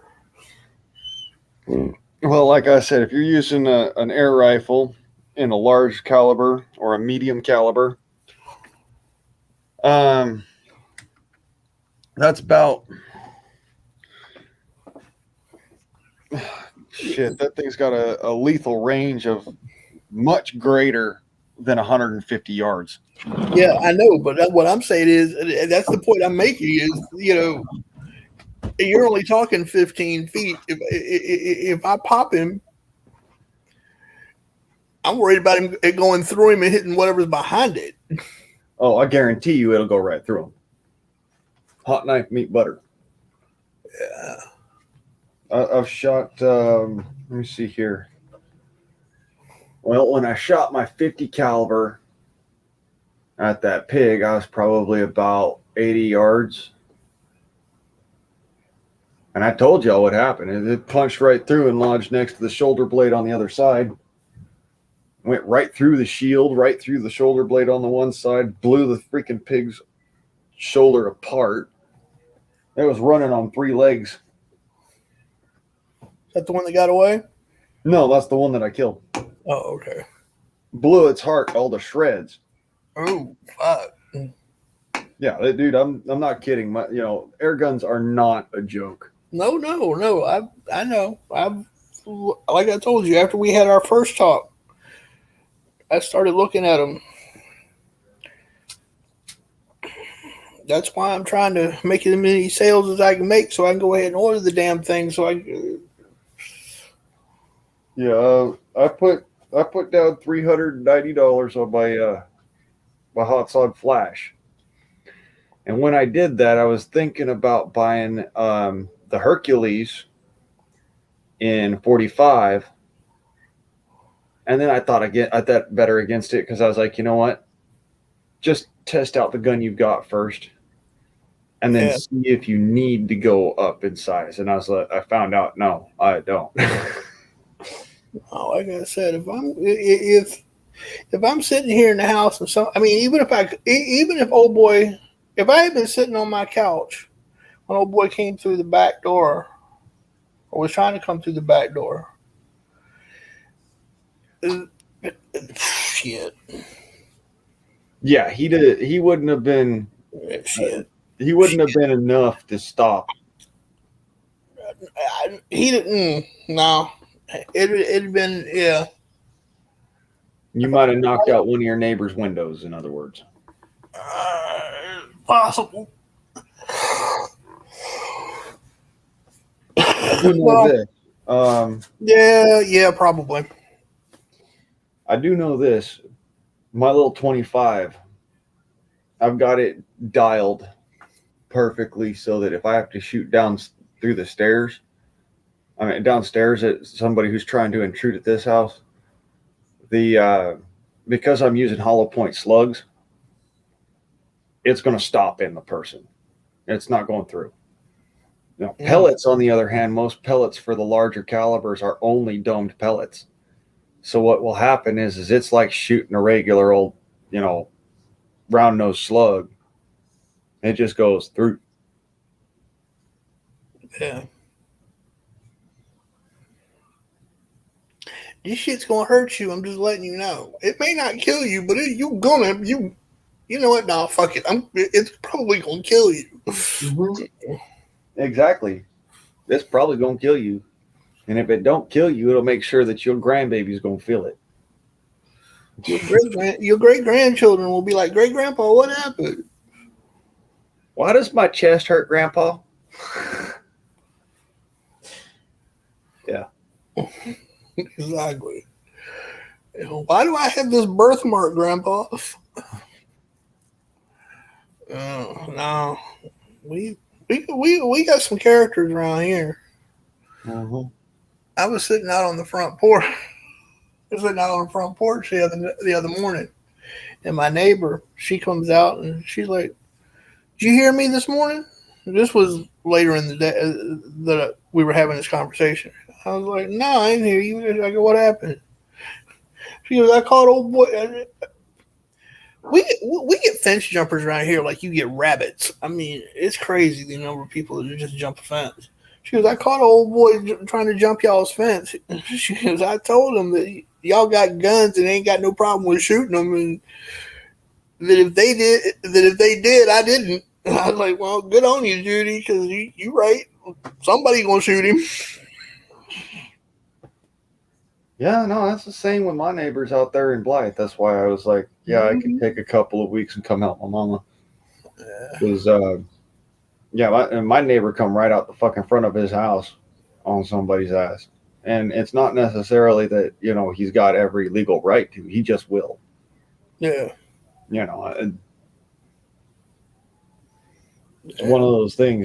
That's neighborhood, people care for each other. That's why I don't worry about where my folks are. Because my uncle lives next door. Two of my sisters live on the street behind them. And they're like literally, it's like the streets are like, I mean, it's just like, a regular suburb.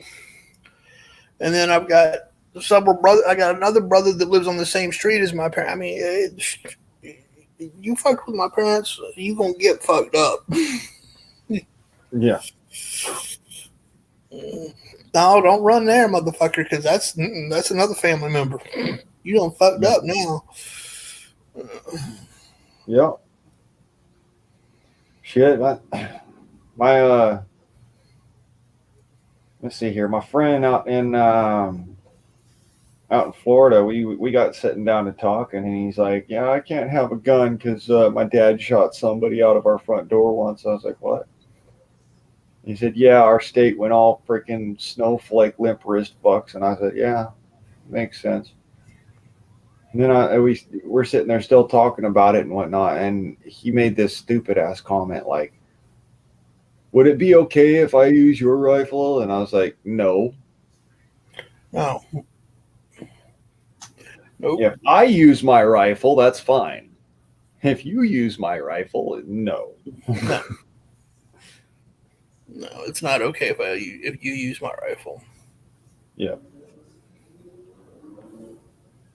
I mean, and that's why I was like, I'm fine with, living right here in this little damn tent and out in the back. I'll pay you rent, and that way I've got a legal right to be able to defend you. Because you can't use my rifle to shoot somebody coming into your house. I can use my rifle to shoot somebody coming into your house, but you can't. Right. Yeah. Unfortunately, that's the way that the laws were, and I don't know if they are still, but I think that's a federal thing. Well, I had a sheriff tell my daddy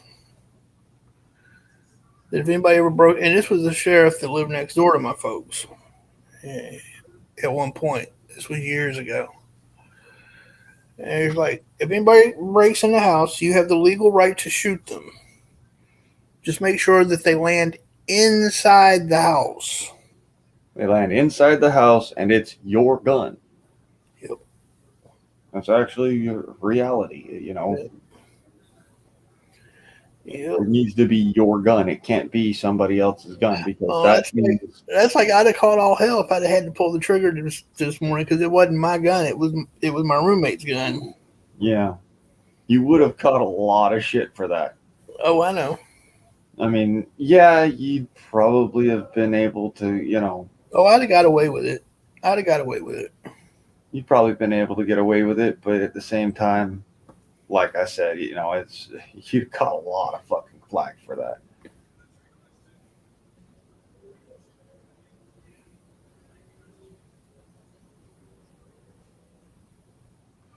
"40-foot guard with a 6-foot hog wire."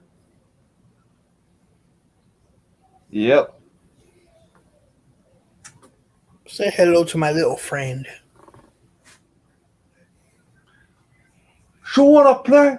Okay, let's play, motherfucker. Say hello to my little friend. Go boom, boom. I love that fucking scene.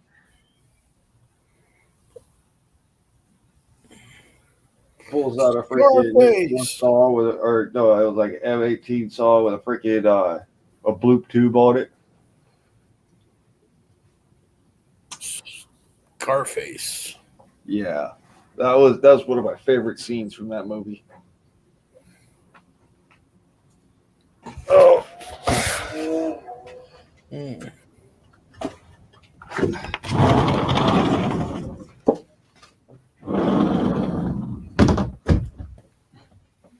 See something real quick. Say hello to your little friend. M4 bloop tube, or not M4. M4s are the ones that are 5.56. The M18 was a 30 caliber, full auto, and it could run off of either a box magazine or the belt-fed box ammo. And the M249 Bravo ran specifically off of box-fed belt ammo. That's why I was actually referencing that particular one rifle, is because that's the one that he was using.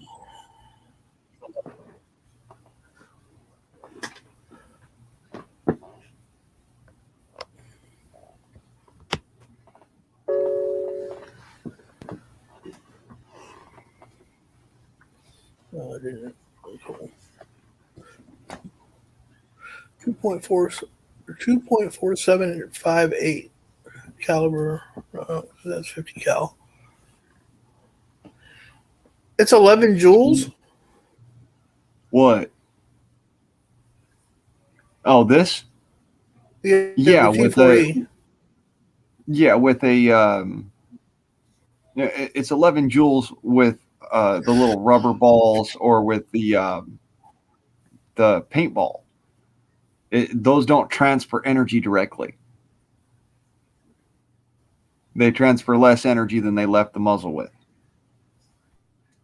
This gun right here with a lead ball in it is actually transferring about 16 joules. Just enough to be lethal.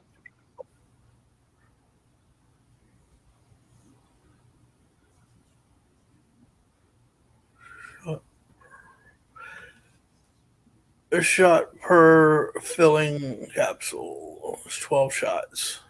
Yeah. Length 250 millimeters. Weight 675 grams. Now, mind you, I don't put a lot of emphasis on their. I was just reading the stats. Yeah, I don't put a lot of stock in their power stat because let me put it this way: a 17 caliber shooting at 11 joule will not even make really even a dent in plywood. This thing puts one hefty motherfucking dent in plywood. It'll punch right through 1/4-inch plywood.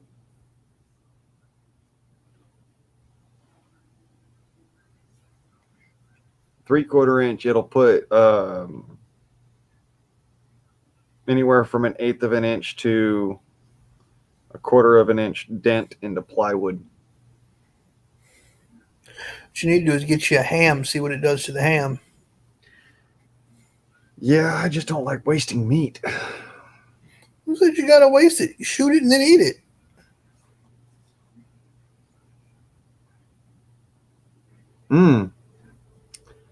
Leaded ham. No, you just cut the piece of lead. Your Come on balls. now.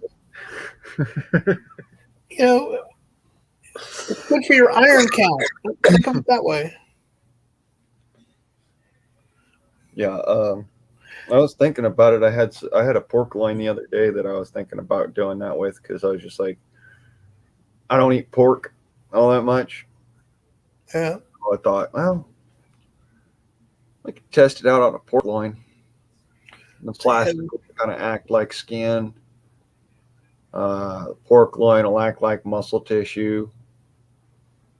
I mean, I could cut it open, stick a couple of oranges in it to see if it'll go as deep as a long shot. But I'm not really interested in all that. I did the other tests because I wanted to make sure that it would actually penetrate soft tissue with some energy, and it does. You know, it's not perfect, but it's got something. Yeah, it'll slow you down. It'll definitely make you suck wind through a new hole. And if I get lucky and can hit you in the throat, you're done. Mm-hmm. I figure this thing's just to keep somebody's head down for long enough for me to get to my rifle. Yeah. So I got 2 magazines that are filled and 1 magazine in it. And my rifle is always loaded.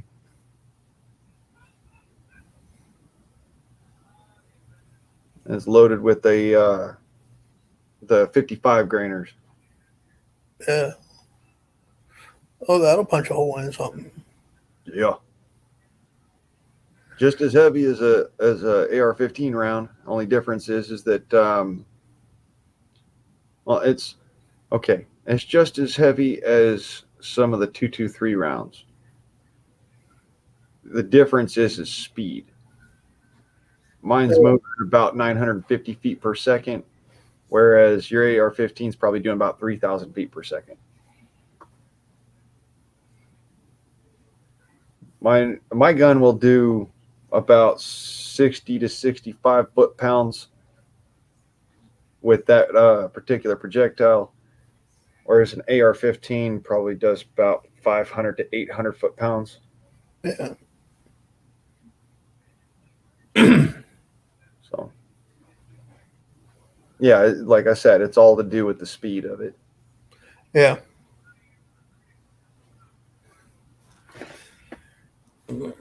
My 50 caliber will shoot fucking 500 foot-pound. I mean, it's a I would imagine. that's a beast, dude. I know you guys have seen me shoot it, and just the air alone kicks.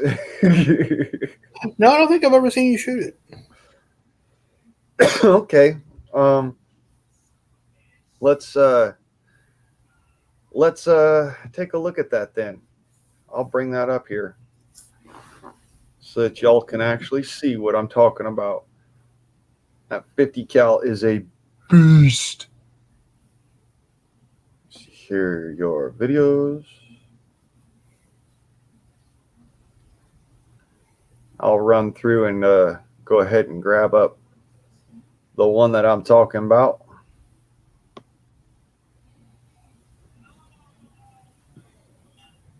Delete. Yes, I'm understanding this is permanent and cannot be undone because I already have it in another one. What's that? Tears of Maria on Abana's show. I had a couple of videos that wouldn't upload, and then a couple times it wouldn't upload, and then there was one time it did, so it doesn't matter. Got you. Okay, Moose Man.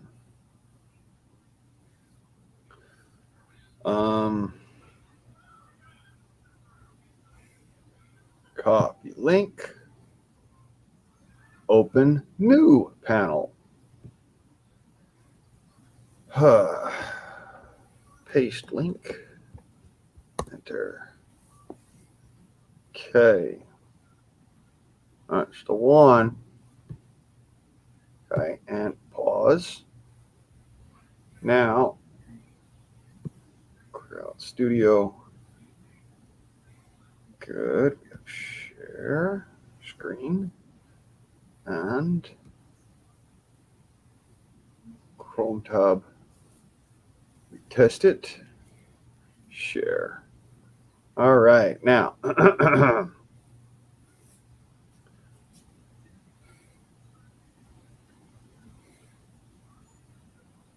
come on, pain in the ass. Yeah, there we go. Right about here is where I take a shot that will actually clarify what this 50 caliber can do with a proper charge and air gun powder load.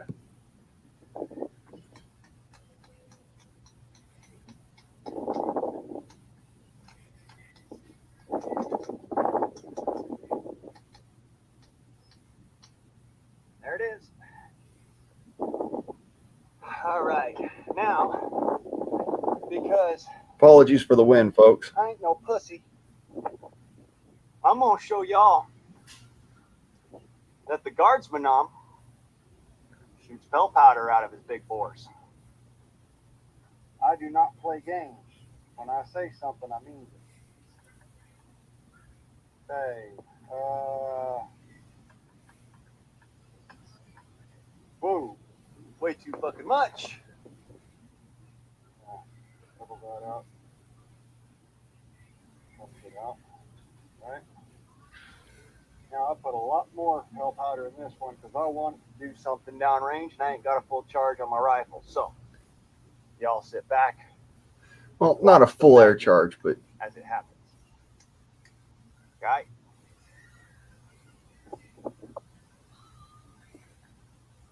You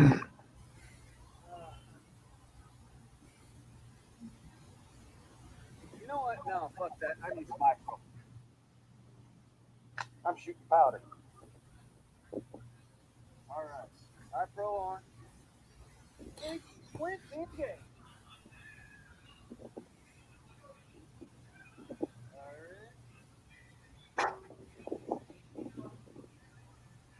Okay, all right, so as you can see, it actually does have some kick to it. A little bit. It's shooting, and I'm only shooting a 177 grain projectile in that particular shot. Mm-hmm. If I was shooting one of those hollow points that I got, those are 235 grain. There's a lot more kick to it.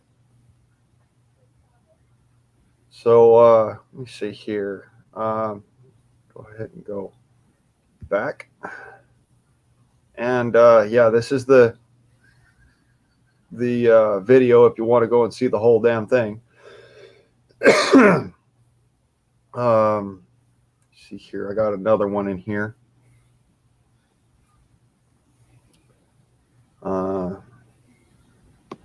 There's another video that I shoot that thing in, and it's a beast.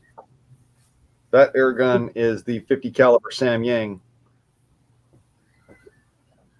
There's the one that I shoot my 25 caliber in, but it's so silent you can't even tell I'm shooting. Let's see here, where'd it go? Where'd it go? Where'd it go? Where'd it go? That's the HDR 50. You want to watch that one? Sure. Okay. That's the T4E. Yeah, that's the T4E. Yeah, I Let me do want to see get that. I want to this see what to that does. I want to see what that does. All right.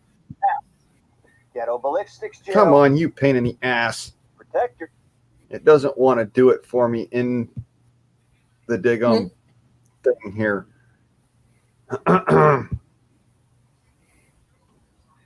Copy link. Back to this. Let's do it this way. Yes. Instead here and delete. Copy or paste it there, and then we go here. And here's the HDR 50 and 50 caliber. All right. Now, ghetto ballistics gel. Protector screen. I know it's not fun to look through the screen, but folks, I can't afford new cell phones and electronics all the time. So this is supposed to protect my cell phone here. Okay. Now, as you can see, I have my ghetto ballistics gel. I will be aiming for the indentation at the top with the HDR 50 caliber air pistol. And I know it's not easy to see through that screen, but y'all understand what this is if you've seen my previous videos. If you ain't, go check those out. They're on my channel. I did an unboxing on a live stream. I did freaking a test on a live stream, just testing out the actual effectivity and ability to sling lead. We are going to test this on this ballistics gelatin to see if it has any kind of absolute potency. I have a recollection it will. So if you give me 5 seconds, I'm going to go ahead and throw a t-shirt over the top of this, one of my old dead t-shirts, and we'll see how effective this is at self-defense. So now here you can see I have 4 layers of t-shirt material slap over the top of my ballistics gelatin. I am going to be testing this round, which is the 50 caliber lead ball shot. Okay. And for those of you who ain't seen this before, let's just take a close look. That is a 50 caliber lead ball. Okay.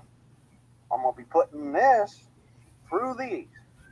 Now this is an old t-shirt. This is one that, it's just one of them white Hanes t-shirts. tagless. I like these T-shirts, but as it stands, this actual ballistics test is probably worth more than the T-shirt. And so we're going to sacrifice Mr. White T today. Y'all sit back and watch. I will take a shot now. Okay. At 10 feet. Squared up. At aim. Fire.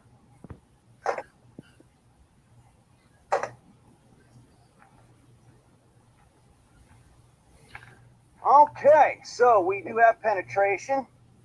However, we don't have penetration of the actual T-shirt. Oh, wow. Gee, that sucked it right inside. Oh, man. The T-shirt didn't get penetrated, but that certainly would have hurt enough to make you think twice on it. I'm going to shoot this one more time to see how deeply this will penetrate if we can get a pass-through shot. All right, so I'm going to turn this around. Oh, so we got the hole on upside. Okay, and I'm going to aim right here. Y'all, I hope the best of luck for you.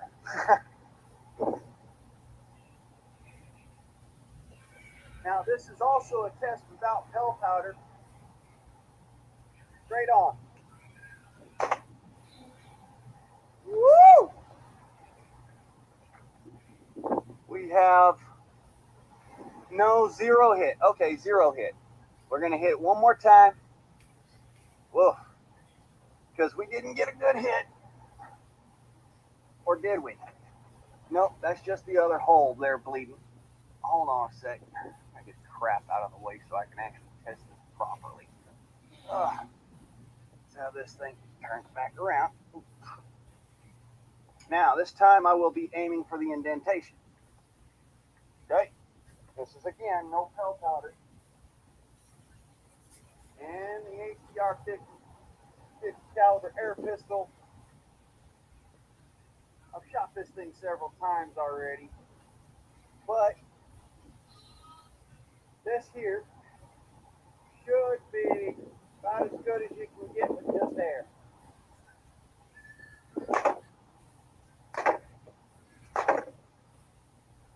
That's 3 shots.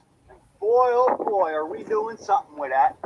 All right, so we've got indentation on the back. 1, 2, down here on the bottom. We got 1 right here. It's really easily visible. But we have 1, 2, 3 holes. Oh, man. That's just so wrong. I'll tell you what. Not on 4 layers of T-shirt, but one layer of T-shirt, it'd probably go right through. Now, sounds like we caught something.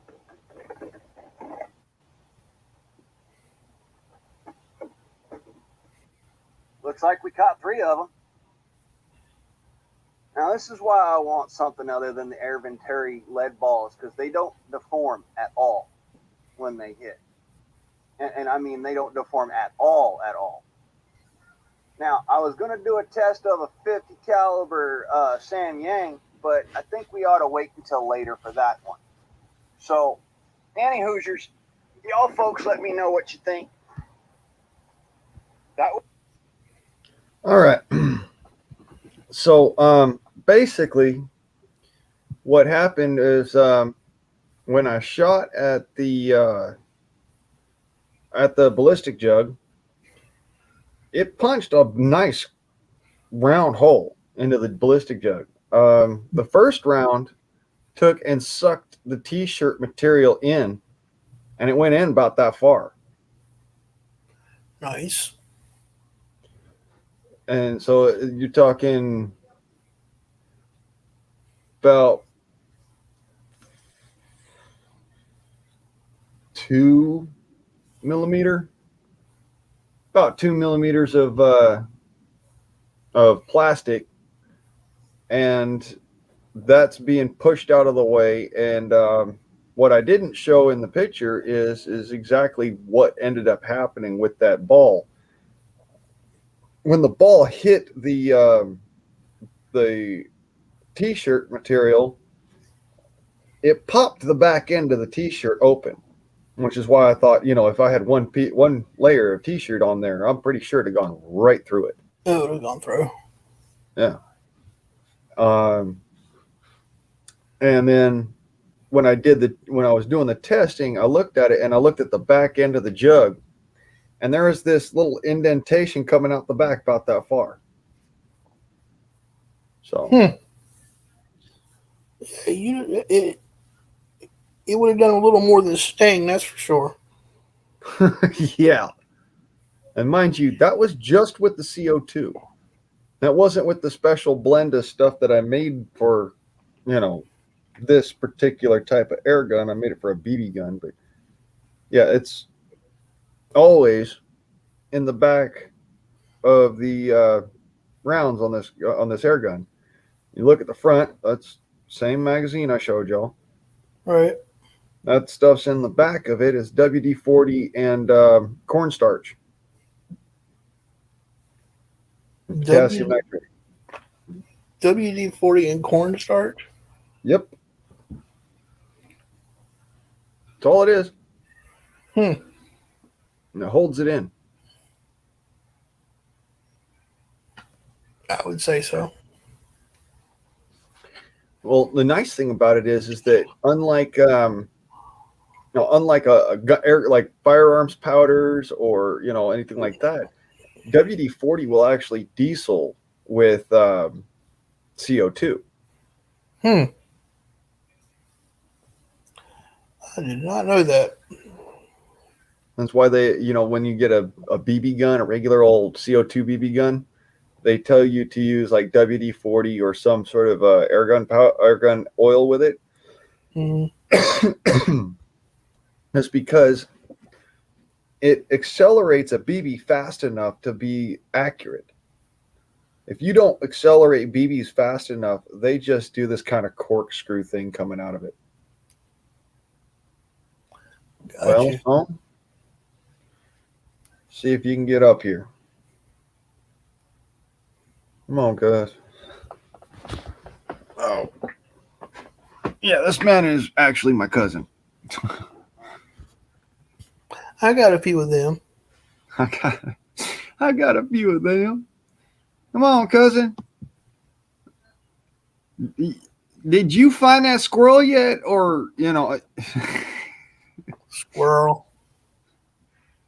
he's got to go find that squirrel so he can shove the cell phone up its ass, run it up a tree. I'm going to shove that 4570 up the deer's ass. If some bitches ate my cabbage, my corn, my green beans, my watermelon, and my cantaloupe. God dang. Yep. M's fighting words right there. And they got 2,000 acres of game management land to haul ass to when I start shooting at them. Oh. Well, then just remember this, cousin. Deep breath in, let it out slow. Another deep breath in. As you let it out, start squeezing the trigger. You know what's so bad about a garden is people don't realize this. The planting the seed is the easy part. It's the damn elements and the critters that you got to fight. Yep. Yeah. Yeah, between the frost and the heat and the water and the damn deer and the bunnies and whatever else the hell wants it for lunch. That's why I was saying about depredation laws and permit and whatnot. It's on your property. They are eating your crops. Legally speaking, you have every right to shoot them fuckers dead and eat them. That's my dinner they ate. So they turn into dinner. Well, I'm sorry. I'm fixing to put Bambi out to pasture. Well, you're just recycling Bambi. You're getting your veggies back, just in a different form. I love vegan. It tastes so good. I walked out, and my cabbage heads were about the size of a soccer ball. And man, they were gone. I'd have been fit to be tied. Hey, listen, Blaine, I need to run for a bit, but I'll be back. All right. All right. I'll be back in a bit. All right, then. Well, cousin, I'm glad you come up here. I'm surprised the damn thing's working. Most of the time, I can't make a connection.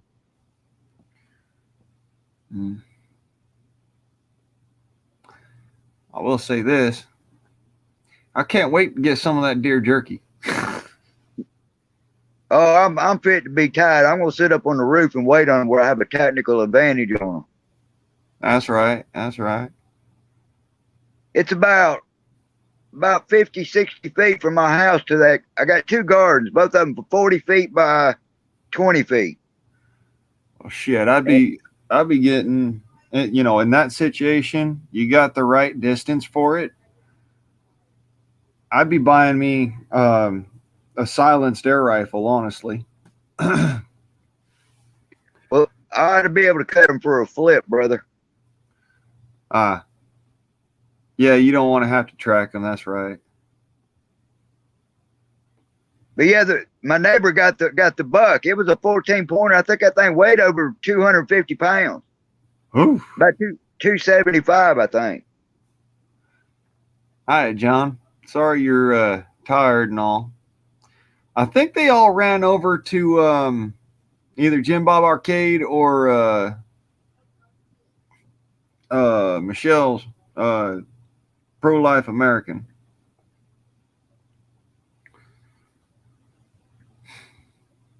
Don't you worry none. They'll be back. They always come back to freedom. I heard California's running out of water. Yep. Is that true? They're running out of water because they refuse to freaking water the lawn. That's not good. Hashtag pour it out, California. God. What they gonna do when they have another bunch of shitload of wildfires and no water? Right. That ought to be an interesting picture. Well,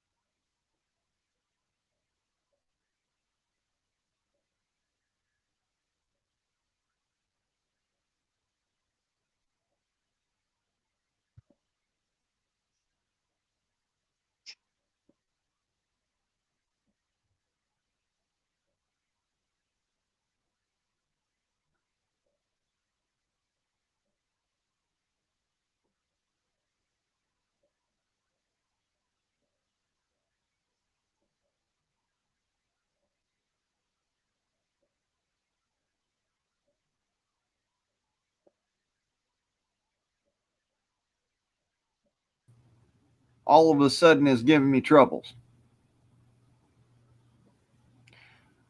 You're No, being sabotaged. 5G. I got a 5G tower pretty much shoved up my ass.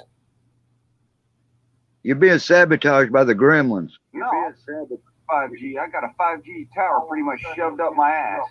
Okay, that's my echo. My bad. Yeah, I pretty much do have a 5G tower shoved up my ass. It's about 20 yards that way.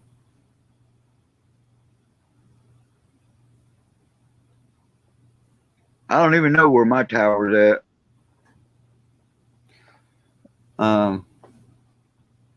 I got a 2G tower right here. Literally right there. 2.5G.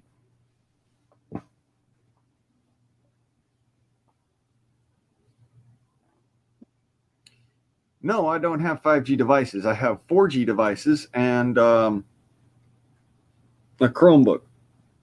That's what I got is a 4G. This thing here, 4G.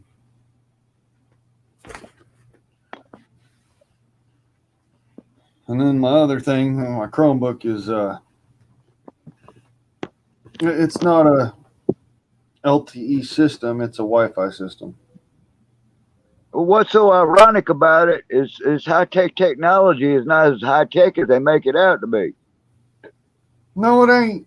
The most innovative thing that has happened to technology in the past, 15 years has been the battery life.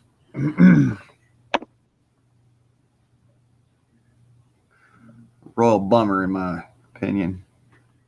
Yeah, my battery has been in my phone here since 2018.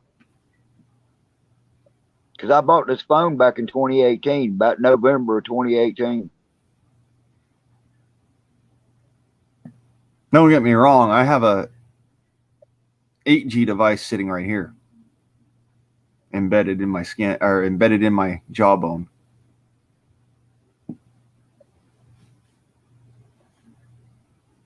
I didn't realize that was invented. I just thought that was made. Okay.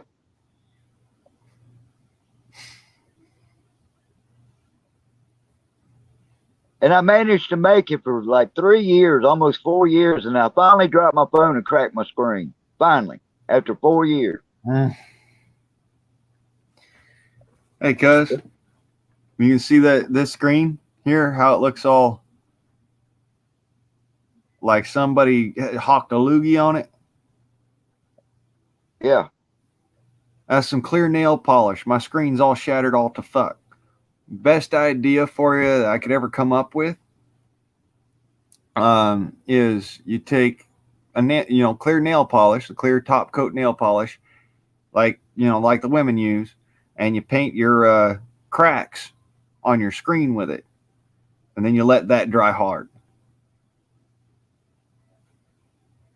Works a charm. The bad thing about it, I had put it in the top pocket of my jacket one day. My jacket pocket doesn't have a button on it. And when I bent over, the son of a bitch fell out and hit the concrete. Yeah, that happens. And I'm like, you got to be kidding me. I done made it 4 years and you're going to break on me now?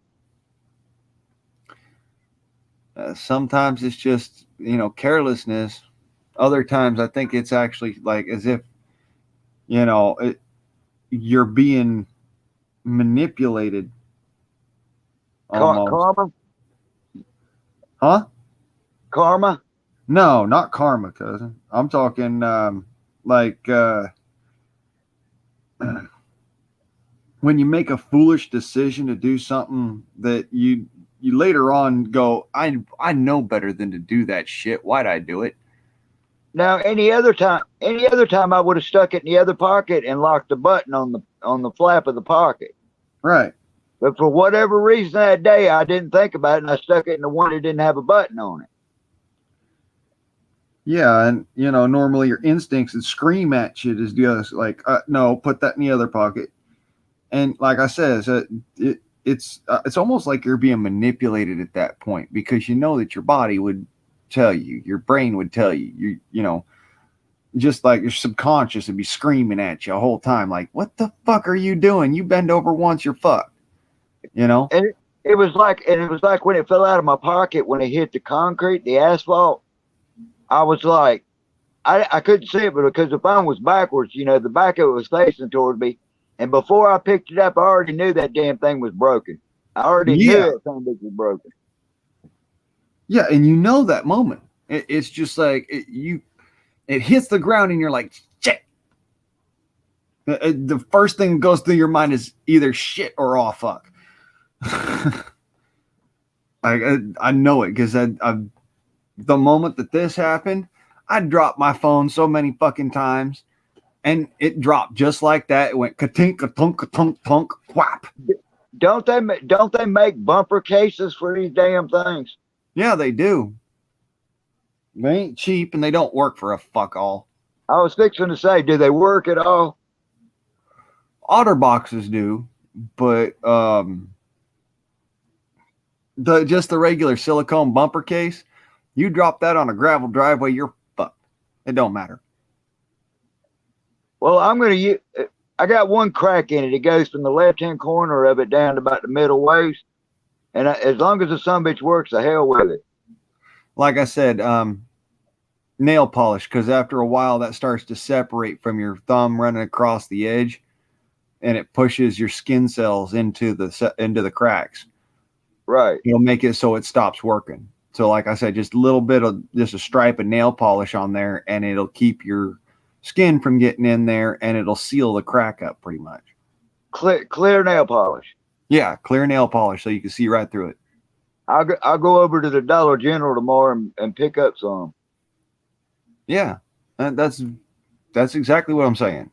You know, that stuff right there, it's the same kind of rosin in all reality that they use to fix your windshield when you call Safe Light to get a chip or a chip fixed. Now, don't tell anybody when I go get the clear nail polish, I'm going out on drag Saturday night.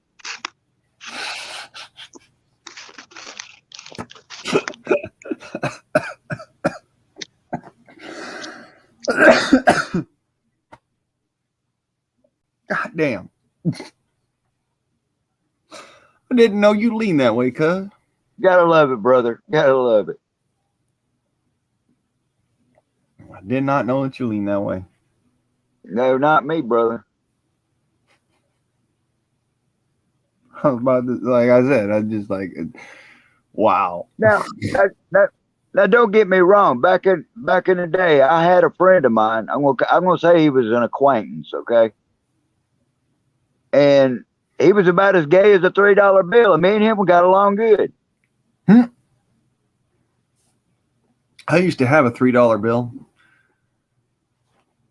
But I mean, this guy, he'd do anything in the world for me, you know, as far as a friend goes. You know what I'm saying? We kept our sexual preferences away from each other, but we got along good as friends. You know what I'm saying? Yeah, it's probably smart that y'all did, because I know you'd have probably decked him in the throat if you ever did something like that. Yeah, exactly. That was the thing that I made clear. That was the thing that I made clear to him, that we don't discuss our personal preferences. Yeah, because I'll be clear with y'all. I tell people I'm straight specifically because if you hit on me and you're a guy, I'm gonna hit on you, but not in that way. Yeah, in other words, I told him I'm Adam and Eve, not Adam and Steve. I love that. That right there is the epitome of being a real man, Southern gentleman. But we were good friends for a long time. He's now in the Pennsylvania State Penitentiary. Well, I bet he just loves being there. Well, he got caught up with a large amount of cocaine. That'll do it. Yeah, they put him in there real quick. Way I look at it is, huh? The way I look at it is, cocaine is one of those 2-3 drugs I say nobody should have access to. Well, I tell you what, I watched it destroy his fucking life, brother. I watched that shit destroy his fucking life. He ended up where he was sleeping on a park bench, basically. That's one of the reasons. He would have sold his ass to the devil for a damn line of crack. Well, the other reason is if you ever took a Barbie and cocaine at the same time, it'll kill you. And you know what the funny thing about it is? He had just bought a townhouse up there in Pennsylvania, some damn where. And when the federal government came in, they confiscated his car, the townhouse, all his personal belongings and everything, which now belongs to the state of Pennsylvania. Mm-hmm. They took every fucking thing. I'm sure they did. That's a pretty big crime in Pennsylvania. Yeah, Pennsylvania. Quite obviously, Pennsylvania don't play around. No, they don't. But he's up there. You know where? Give me a second, and I'll tell you the name of it. Harper's Ferry. Mm-hmm. There's a penitentiary up there in the northwest corner of Pennsylvania near Harper's Ferry. That's where he's at. It's not a maximum, but I think he's in a minimum. Yeah, that sounds about right. Minimum security penitentiary. But he's in a holding, what they call a holding block. I'm not exactly sure what that means, but he's in a holding block. That just basically means that's where his cell is located. Right. He wrote me a couple of letters. I haven't heard nothing from him since. They gave him 33 years. Damn. He's only been in there 10. It must have been a lot of cocaine. Yeah, it was a shitload of it, brother. I mean, a shitload. I ain't talking about no damn little baggie full. Like I said, it must have been a lot of cocaine. Well, his brother, what happened was his brother was dealing the shit, and he was his little yes man. See what I'm saying? Oh. And he got caught with it, and his brother walked away. And they threw the whole fucking book at him. See, that's why if you know, my cousins, my brothers, my sisters, anybody comes to me and says, Blaine, I need you to hold this for me, and pulls out a fucking key of cocaine, I'll say, yeah, I'll hold it for you just as long as you hold these handcuffs for me. Say, oh, hell no. Like I said, I'll hold it for you just so long as you hold these handcuffs for me. We're going to take a walk down to the local precinct. It's like any other typical situation. His brother left him holding the bag. Yeah. Literally. Holding more than just a bag, fucking kilo or 5 or 20. I don't know exactly how much it was, but it was in the big bricks. That's called a kilo. Yeah, the big shit. Because I've only snorted that shit a couple times when I was a teenager, and I ain't never fucked with it since. Well, a kilo of cocaine is about this thick and only about like that much, that wide, that long. It's not But very they gave him 33 years, and he's only been there 10 of it. And he's my age, brother, so fuck. I think he'll die in there before they let him go. Yep. If you add 30 years to his age right now, which I think he's about 60, he'll be 90 years old before he fucking gets out. Holy shit. Well, what the hell is he going to do? Charge up his pacemaker and his walking cane? I mean, really, you know what I'm saying? Yeah. His life's pretty well gone. What the fuck's he going to do? Hell, he might as well just stay in there. Yep. Because there ain't nobody going to give him a fucking job at being 90 years old. You know what I'm saying? Yeah, no, he ain't walking away from that with anything. The state of Pennsylvania ain't giving him back none of his stuff either. That's all. No, hell no. They done auction that shit off by now, I'm sure. You know what I mean? Yeah, they have to sell it off in order to be able to pay for his incarceration. Believe it or we don't pay for incarceration in prison as far as taxpayers are concerned. We pay for if you ever get arrested and you go to jail, your stint in jail is actually what's paid for. Once you go to prison, you're paying for that with whatever you own.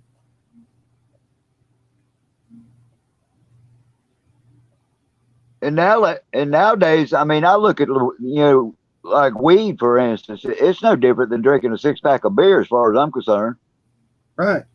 I mean, it's pretty common, But that big heavy shit, I don't want nothing to do with it, man. I don't want nothing to do with none of that shit. Likewise, I ain't never touching cocaine, methamphetamines if I can help it. Heron, any of the pills. Matter of That crap, fact, if people hand me pills, I'll look at them funny. And I say, that no, shit'll you buy, can keep them. that shit'll buy you the farm. Yes, it will. Real quick and And in it a ain't hurry. got no, it'll buy you the farm and there ain't no fucking animals on it. Yeah, no, it won't just buy you the farm. You'll be sitting there singing, grave digger, send me on my way. And I'm sure his jail cell buddy's name is Peaches. Ooh, my butthole hurt just thinking about that one. And he weighs about 475. Yeah, and his name ain't Peaches because of being all nice and all that. His name is Peaches because that's what he asks you for at freaking lunch. And if you don't give him your peaches, you get your peaches taken. Ain't that just peachy? Ain't that peachy? Yeah. Yeah, but it looks like I'm gonna have to get up right at the crack of dawn in the morning. I'm gonna see if I take a couple of pop shots at them fucking deer. Well, I tell you what, cuz you hit one that's righteous, or two or three. Shucks, you give me a holler. I'll send you some recipes. Now the only thing is because there's nothing left in there worth them getting into now, because they had to clear that 6-foot hog wire to get into the garden. They jumped the damn thing.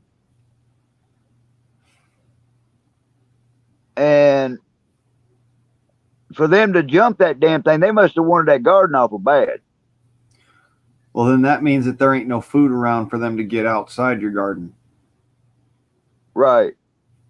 which So means they, that you're desperate. So if you were to lay down some sort of feed, hear what I'm saying? right. Like some corn feed or whatever. Yeah, Salt lick. something like that. They come in again because they've got to be on your property to do this. But they come in again, legally speaking, because they ate your plants and whatnot, and you have actually evidence of it. Now you can affect actually killing the animals.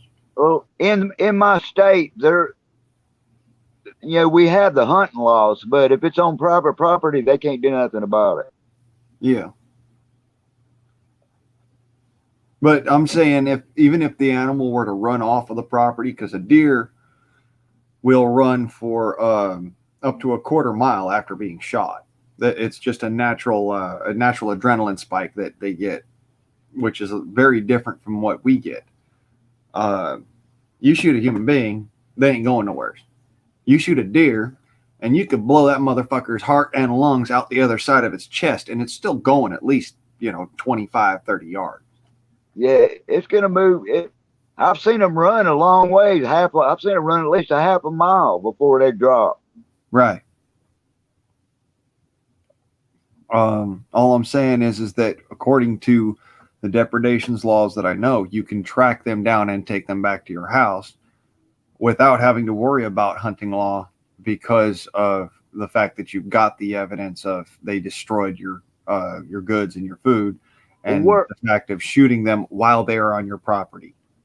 Where my two gardens are at, my neighbor owns a 60-acre tract behind me, which is like open pasture. They breed like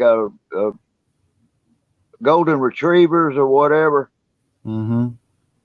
They breed hunting dogs back there, and beyond that is the river down there below the bottom end of my property. The river passes through there, and on the other side of that is about 2,000 acres of game management land. So they come up through your neighbor's pastures. This is not going to be an easy one. I don't even think they'll come back now that they cleaned the garden out. I don't doubt they'll even be back. But they could be. I don't know. Because there's nothing left in the garden for them to eat. Jesus. They cleared you out. Oh, they cleared it out. My blood pressure went all the way to the roof. Yeah, legally speaking, you have every right to shoot these animals, and not just on sustenance grounds, but also on depredations grounds. Well, I mean, not just on depredations grounds, but also on sustenance grounds, because they have taken all your food, all. What got my attention is I watered that garden early in the morning and late in the evening, and I went out to water it, and I noticed there was like little bits and pieces of plants laying around everywhere, and I looked down and I seen all the damn deer tracks. Well, the day before I'd seen all the does.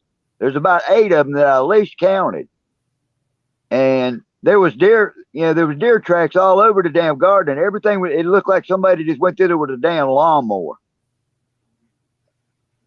They'll be back for the scraps. Guaranteed. Well, I got them an appetizer. Yep. Just remember, yeah, they'll be back for them scraps. And they will literally paw around until they find all the roots too. They'll till the whole damn garden for it. The only thing they didn't touch was my potato plants. Yeah, because those are toxic. Right.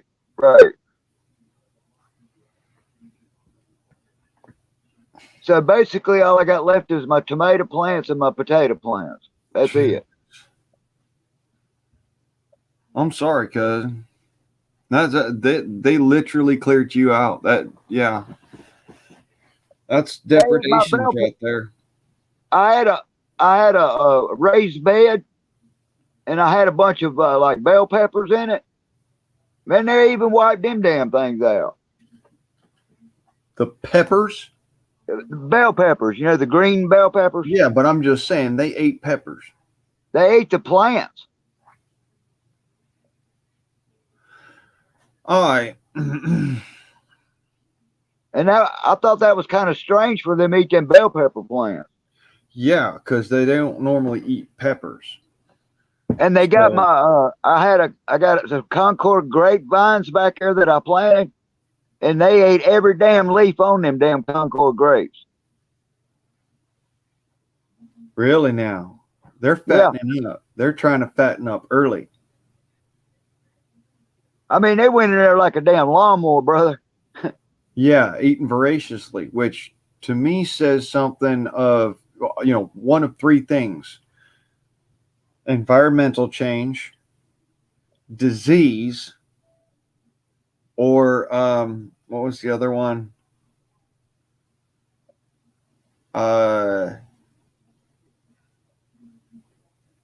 Predation pressure, which means that there's a predator that's pushing them out of their normal habitat, that's making them have to find other habitat and find edible foods in those habitats. Now, the story behind all this is I've let them deer hang out around here for the past 3 or 4 years. I haven't really bothered them, Well, there's that too. Because they would come up here and hide out in I got a big cane patch at the back of the property.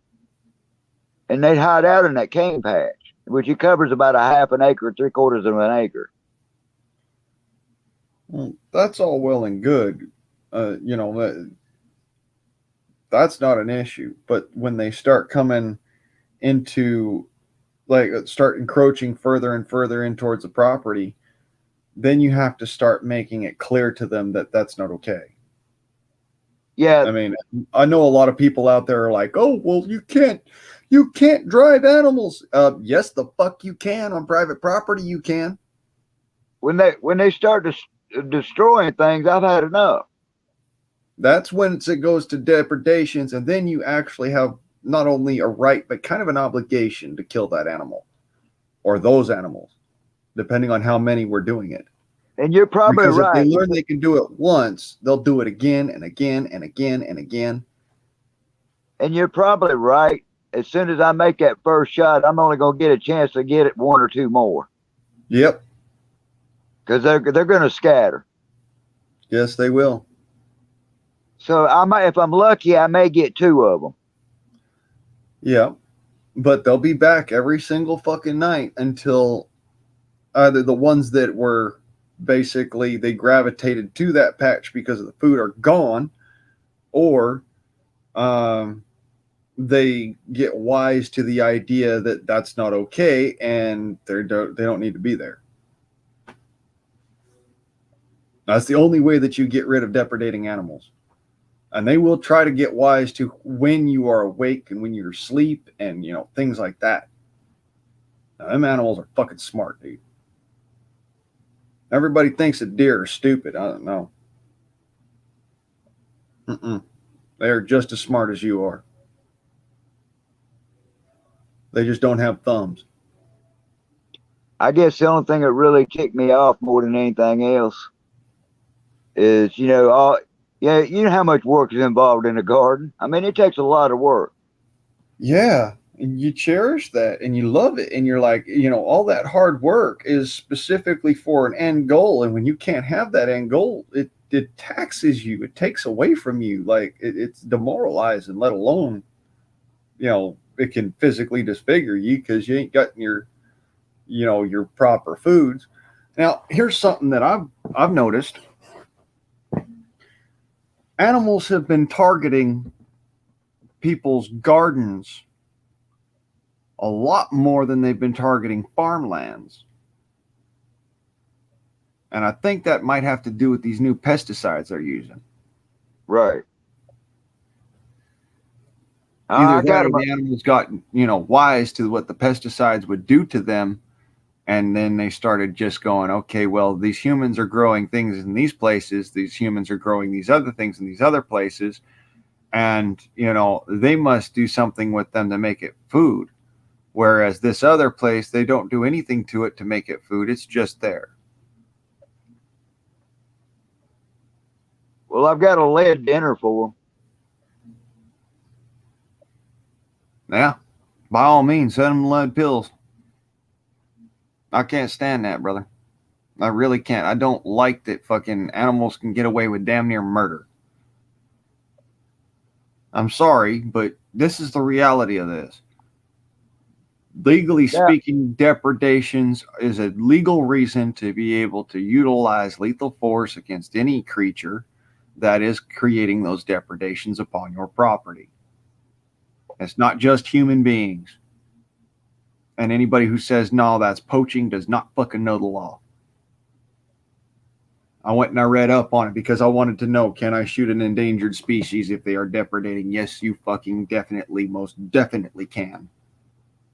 Now, it was like I already knew that the doe were there because I knew my neighbor had already got the buck. And I kind of just let them slide. I wasn't going to go after them unless I was hungry, for one. Yeah. Number two was they weren't bothering me, so I left them alone. So now they're being destructive and they got my attention.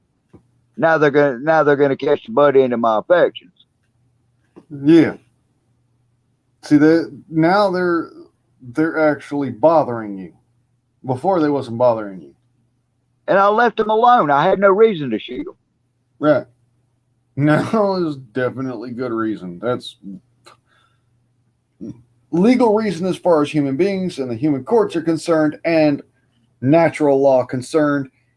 Them's fighting words. Now, the only other problem I've had was years ago. I had a pretty good sized garden of silver corn queen, which it was the best year I ever had for corn. I mean, these were full size stalks and ears of corn. I mean, these were full, nice ears of corn. And my neighbor's cows got the fuck out and come over and eat my damn corn. That's a whole nother story. That means that your neighbor actually has to pay for the losses. Well, he's not there anymore. He sold the place out. He's been long gone. But the cows busted down the fence and came over in my garden and ate all my corn. Yeah. Like I was saying, in that instance, your neighbor is the one that's supposed to be paying reparations, either that or handing you a cow as reparations. That's the law. All right. And it's not supposed to be that, oh, well, they can just get the fuck away with everything they want. And honestly, they do. But Now, don't get me wrong, I was highly irritated about it, but that guy that owned them cattle, he was selling them off for one. Number two, he ended up selling that 60-acre tract of land that's behind me, which now there's a single dwelling on it. And he gave me the right of way to run my power lines across that 60-acre pasture in order for me to have electricity, because the power company wanted to cut a 30-foot right of way right through the middle of my property. I said, I don't want a damn interstate through here. 30 feet is a lot of trees cut out. yeah, And they told me they would have to cut a 30-foot right of way in order to run them power lines. And I said, bullshit. So he let me use his right of way across his pasture. And then when it gets to the back of my property, I had them buried underground. It's underground all the way to my house. that's righteous. Now the difficult proposition is that should you ever have a catastrophic earthquake, that's going to be a quick severance for them lines. Well, the main reason I buried them lines is because I got so many trees on the property, they would have took them power lines out every time I turn around. Yeah. And that's the reason I paid an extra like a couple $100 for them to bury it with a ditch witch. And sure enough, over the years, I've had a lot of big trees fall, and they would have took these power lines down every darn time. Yep. So it kind of saved me a headache in the long run. Yes, sir, it did.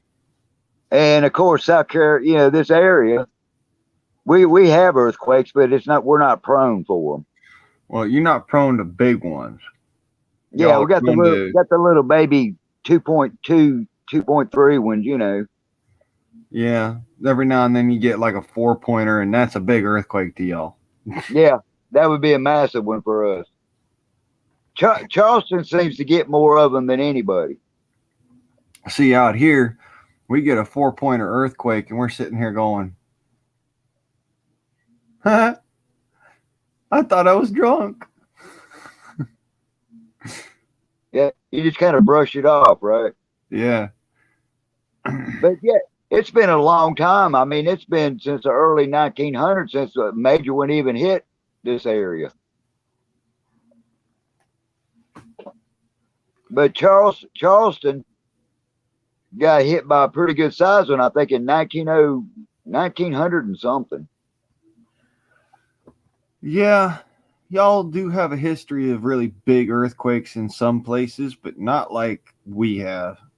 We got earthquakes like fucking Turkey. And I think also too, the difference between the East Coast and the West Coast, the East Coast is the older bed plates. So they're kind of settled over the years. Where you're at, they're not settled yet. Oh no, they ain't settled, not at all. And everybody thinks that, our mountains they're normally just gonna be always the same shape here in California. If you ever been out here to Mount Wilson, it's gone up about 500 feet in the last fucking decade. Really? Yeah, gone up. Straight up. Now, we do have a lot of towns around here, and you can pick up on the names. Boiling Springs, Hot Springs. All of these Boiling Springs and Hot Springs are the names of the towns.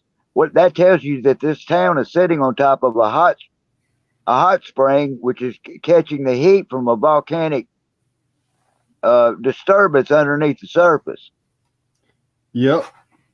So there is molten magma underneath these towns that they deemed hot springs and boiling springs and whatever else name they want to use for them. So that tells you they're sitting on a volcanic fault line.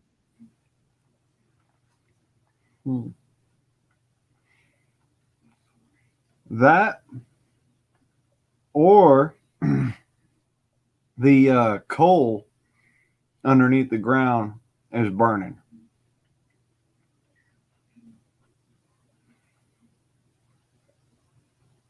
You heard about what's that place? Smokeville?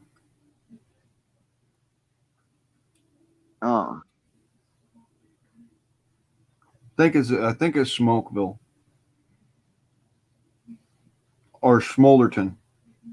It's one of those like three names. It's actually named after the underground fire that's going on down there. Now It that used to be a town, that town of Boiling Springs is not far from me, and it's kind of like up near the North Carolina line. And it's not a mining town. It's just an old backwoods country. How y'all doing front porch kind of place, you know? But they named it Boiling Springs back before the Revolutionary War. And the water is hot when it comes out of the ground. So that tells you there's magma underneath the ground for it to boil the water. It's certainly hot. But what would tell you whether or not it's hot magma or just simply a caldera chamber, not a caldera chamber, a cauldronic chamber, would be whether or not it smells like sulfur. See, if there's actual hot magma underneath, like a magma chamber versus a cauldronic chamber. A cauldronic chamber is just hot gases, and normally it's CO2 that is trapped underneath the earth and is compressed, so it's superheated. Right. But an actual magmatic chamber is hot magma in there, and that'll give off the smell of hydrogen sulfide. So I'm pretty well assured that the Eastern Plate has really settled down quite a bit. I don't think it's going to move too much more. Right. I mean, it's going to have its little hiccups every now and then, but I don't think we're going to ever have to deal with nothing major. I don't think. Maybe Not in a as far as couple. earthquake. Yeah, maybe in a couple 100 years, maybe. You know. Y'all will have problems with tsunami. Yeah, well, I got hit by Hurricane Hugo, and I'm almost 500 miles from the ocean. Mm-hmm. It tore my greenhouse all to hell. The 80 mile an hour, 100 mile an hour winds. Mm-hmm. It ripped my 25-foot greenhouse up like it wasn't nothing. And it was made out of cedar trees. Damn. It broke them cedar trees like they were toothpicks. Yep, that's some hefty energy right there. But yeah, I'm almost a good 5 hours from the ocean, and it done that much damage just far inland. Well, I'm sure you've heard of the that channel that I keep on pushing, Suspicious Observers. Uh-huh. All right. Anyways, one of his predictions is that there'll be 100 or 200 foot high tsunami that will end up hitting all the different coasts and whatnot. And so, I'm just saying, like, who's telling how far inland that stuff will go? Oh, did you know that our capital of Colombia was underneath the ocean at one time, way back in the tens of thousands of years ago? Yeah. The ocean came all the way up to Colombia, and it's receded that far in that period of time. Yep. They have found shark's teeth in Colombia. Well, you know what I will say is that that's not necessarily proof of recession, of the waters receding. That might actually be proof of the tsunami. Because like the video said, like I said, it's a 12,000 year cycle so much. So, if this is happening every 12,000 years, who's to say that, 10,000 years ago, the ocean didn't actually flood that whole area and that there was a bunch of, dead wildlife left behind. Well, that's what they came to the conclusion, was that the ocean was all the way, the ocean had made its way all the way up into the middlelands of the state. And over time, it is, because what I understand, the East Coast is rising and the West Coast is sinking. West Coast isn't actually sinking. Okay, how do I put this so that it doesn't make me sound incredibly nerdy, but at the same time incredibly retarded? It's like both sides are rising and the middle of the country's rising up a little bit. But that's all because the two crustal plates that are underneath the ocean are actually pushing up underneath the continent as they go in. Shucks. You got what I could see on my phone. You got a shout out from Barefoot in Arkansas. Yeah. Hi there, Barefoot. The rings around Lake Mead. Yep, I saw. And that's not Arkansas, by the way, brother. That's Alaska. Oh, Alaska. Okay. Yeah, she's up in Alaska. I got my abbreviations wrong. Yeah, the rings around Lake Mead are something else. It's like an old desert painting, and yeah, it'll make you sit there and kind of go, wow. That's what we were talking about earlier about California be going out of water. Yep. We've actually got what's called negative flow right now in the Colorado River.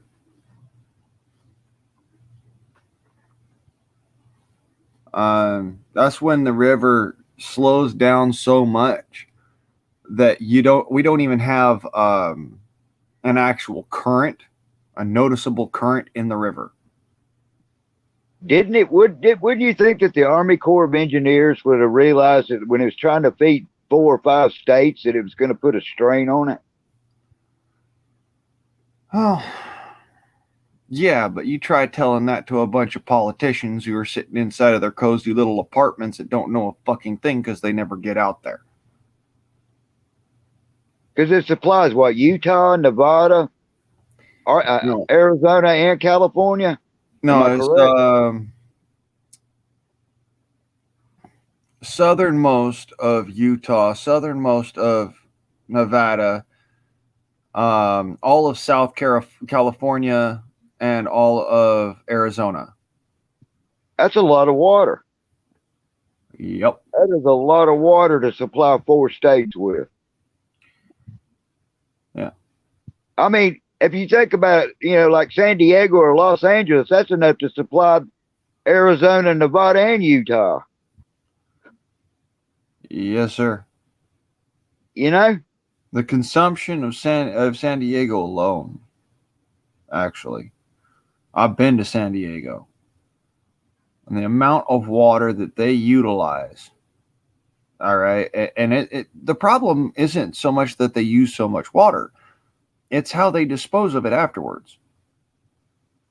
All right. You put, most of your detritus water, and when I say detritus water, that's water you put down your sink, water you put through your shower, If you wouldn't put that water out, through a pipe that went out to your garden or out to your lawn, you'd never have a problem.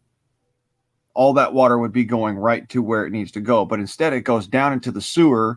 That goes to a treatment plant. That treatment plant then takes that water and pushes it back into the freaking the tap. after cleaning it up or whatever. I don't even know if they actually clean it.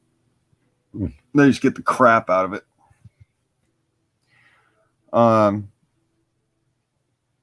But then, you know, sometimes it doesn't even go back to the the tap, or I mean not to the tap, but to the non-potable. It goes to it flows out to the ocean. So yeah, there are days I want to sit there and go, what the fuck are you people thinking? And why'd you do it? Well, I guess they're going to realize that the mismanagement of all this water supply is going to create one hell of a damn problem. Yes, sir, it is. I mean, look at it this way. The question that Barefoot got up there. Anyone hear of explosions heard by Niagara Falls and the Canada culling of chickens? Well, most of that's to do with the fact that Canada does not want to let us have water because, and I'm starting to really get this vibe, mind you, from Canada, from all the people in Canada too, which is bothering the fuck out of me because we're supposed to be allies. We're supposed to be neighbors, you know? Canada's siding with China. Canada's turned far left as far as I've heard. Yeah, they're not just far left. They are gone fucking complete Chi-Com ally.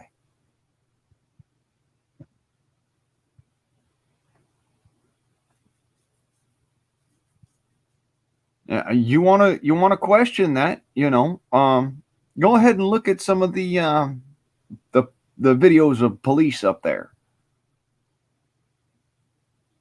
People being arrested for walking to the fucking store. Yeah, I've caught a couple of videos from Canada. People being walked up.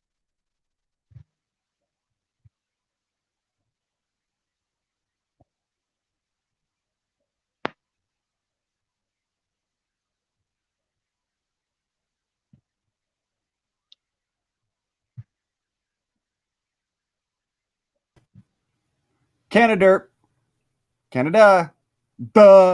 China. Yes, fuck you all. This is my views. It's political speech. It is protected in the United States, as is my image. Fuck you. You know, Canada has already disarmed their civilians already. Yeah, well, and if you look at what's happening, just actual footage coming out of Canada, there's police arresting people in the streets, beating them half to death, and then walking off like it's nothing and not even making a full, complete arrest. They're just beating them to try and make them submissive.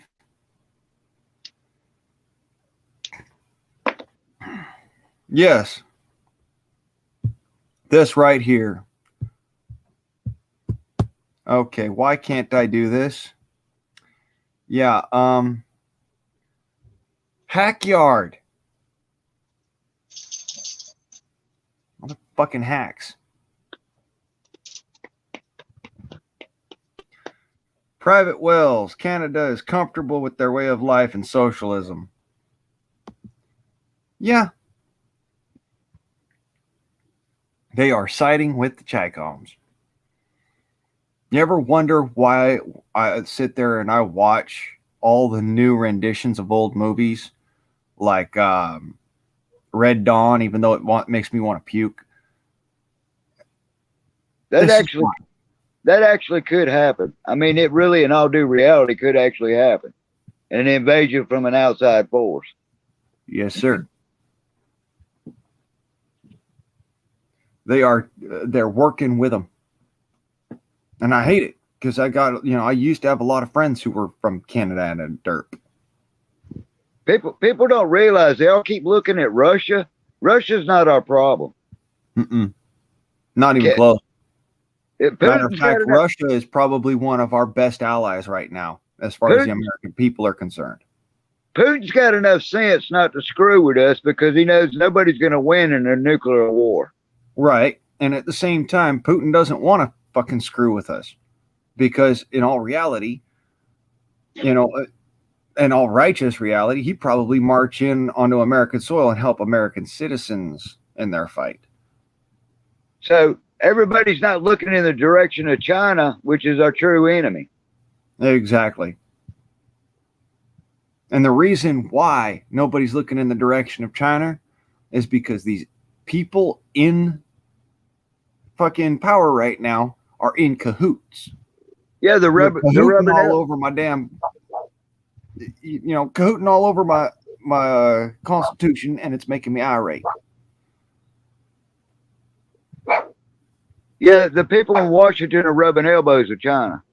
Damn cahooters.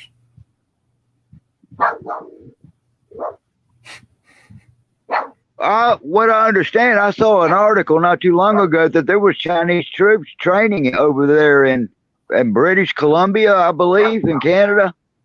That's your deer, cuz. Huh? Jingle's saying something about your deer. Yeah, Jingle sees something.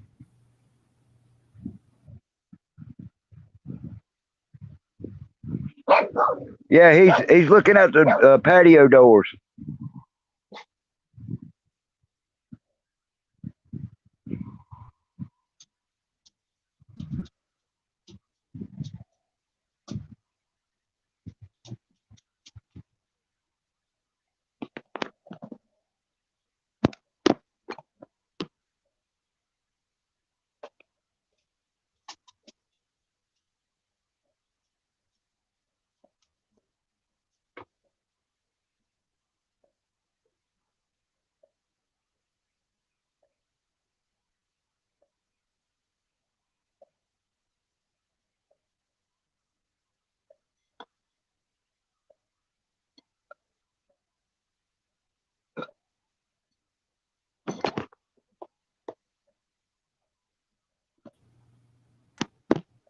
Hey, StreamYard, chuckle on my chunkers, you fucks.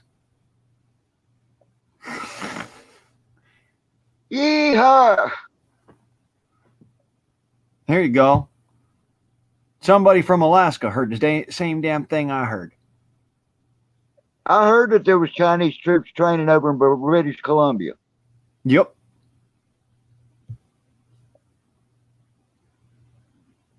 That's why I'm saying, this is somebody who's literally right there.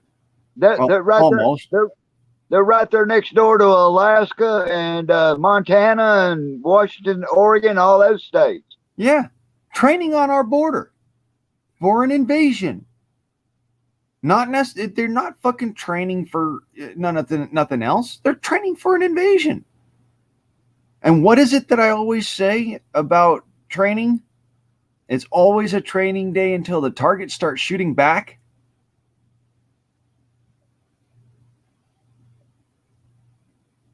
Just saying.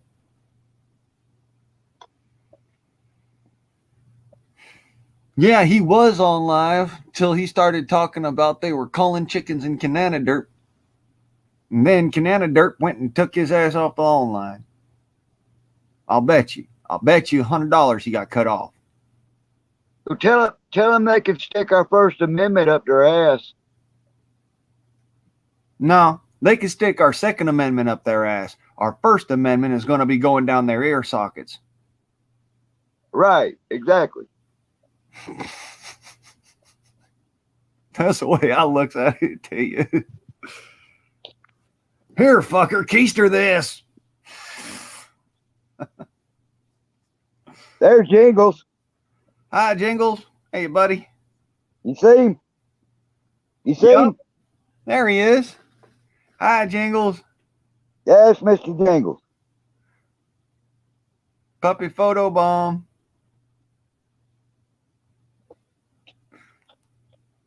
Everybody loves dogs. He decided to get up in my lap. Yeah. Yeah. He's like my little furry youngin. Oh. Yeah. Jingles, are you going to tell me that there's deer out there? Because if you don't, I'm going to knock you pay. He's like, I was trying to tell you earlier, you asshole. Why didn't you listen? Yeah. He saw something I didn't see. Well, he's got better night vision than you do. Yeah, exactly. Exactly. Actually, much better night vision than you do. It's kind of scary how good their night vision is, because, don't get me wrong, human beings, if you let it, if we let our eyes acclimatize to the night, we have really good night vision. But dogs can see telescopically at night.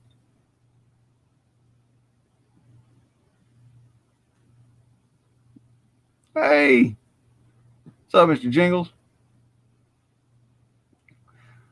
Puppy dog photo bomb.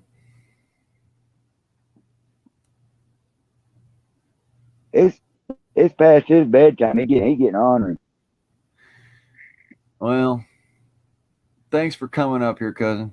It was good having you.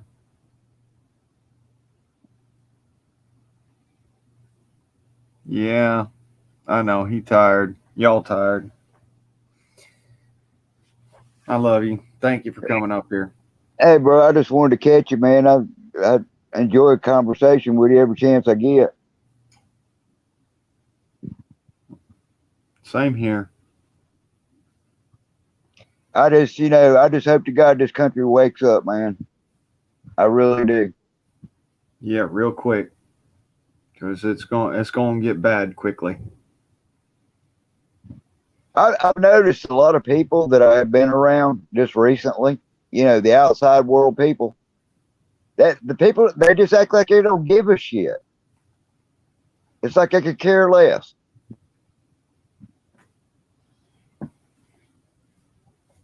And I don't get it. They act like everything's just peachy keen, everything's just fine and dandy.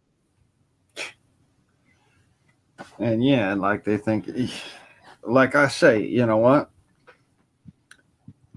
Let them be the first to fall. It'll keep their mind. It'll keep the enemy's mind off of us long enough for us to be able to draw bead.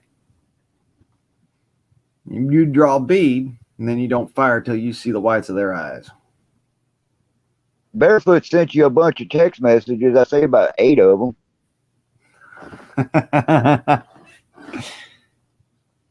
There's at least 8 of them. Yeah. No, she sent you one right here.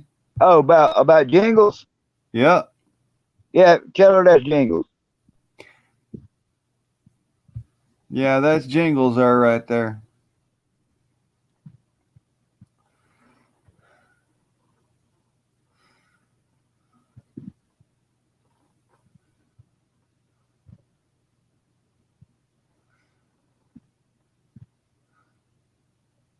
Yeah, I'm just really disappointed, that the vast majority. You still there? Yeah, I'm here. I'm disappointed that the vast majority of people, me and you and people like me and you, we're a rare breed. We really are. I would probably only say maybe 20 to 30% of this country's even got any sense about them. And everybody else has just got their heads up their ass. Some days I want to sit there and I want to just reach out through the screen on some of these dumbasses and throttle them for a second and go, do you fucking understand what the fuck is going on, you stupid motherfucker? And then they don't understand when that fucking grocery store shuts the fuck down and the power grid shuts the fuck off, you're on your own, buddy. Yep. You know what I'm saying? You're on your fucking own. You are the only one who is there to take care of you and yours. And guess what? Everybody's going to try and rely on you instead of doing it themselves, and they're going to be fucked because of it. A lot of people's going to get hurt that way trying to move in on somebody else's personal property. That, or going to end up getting hurt really bad trying to make somebody do for them instead of fucking doing for themselves. And the thing about it is, How long has people been being warned? You know, how long has all these people been warned about prepare yourself for what's coming? Several years now. What was it that Ron said? I mean, yeah, not Ron. Dangerous Freedom. What was it that he said? Was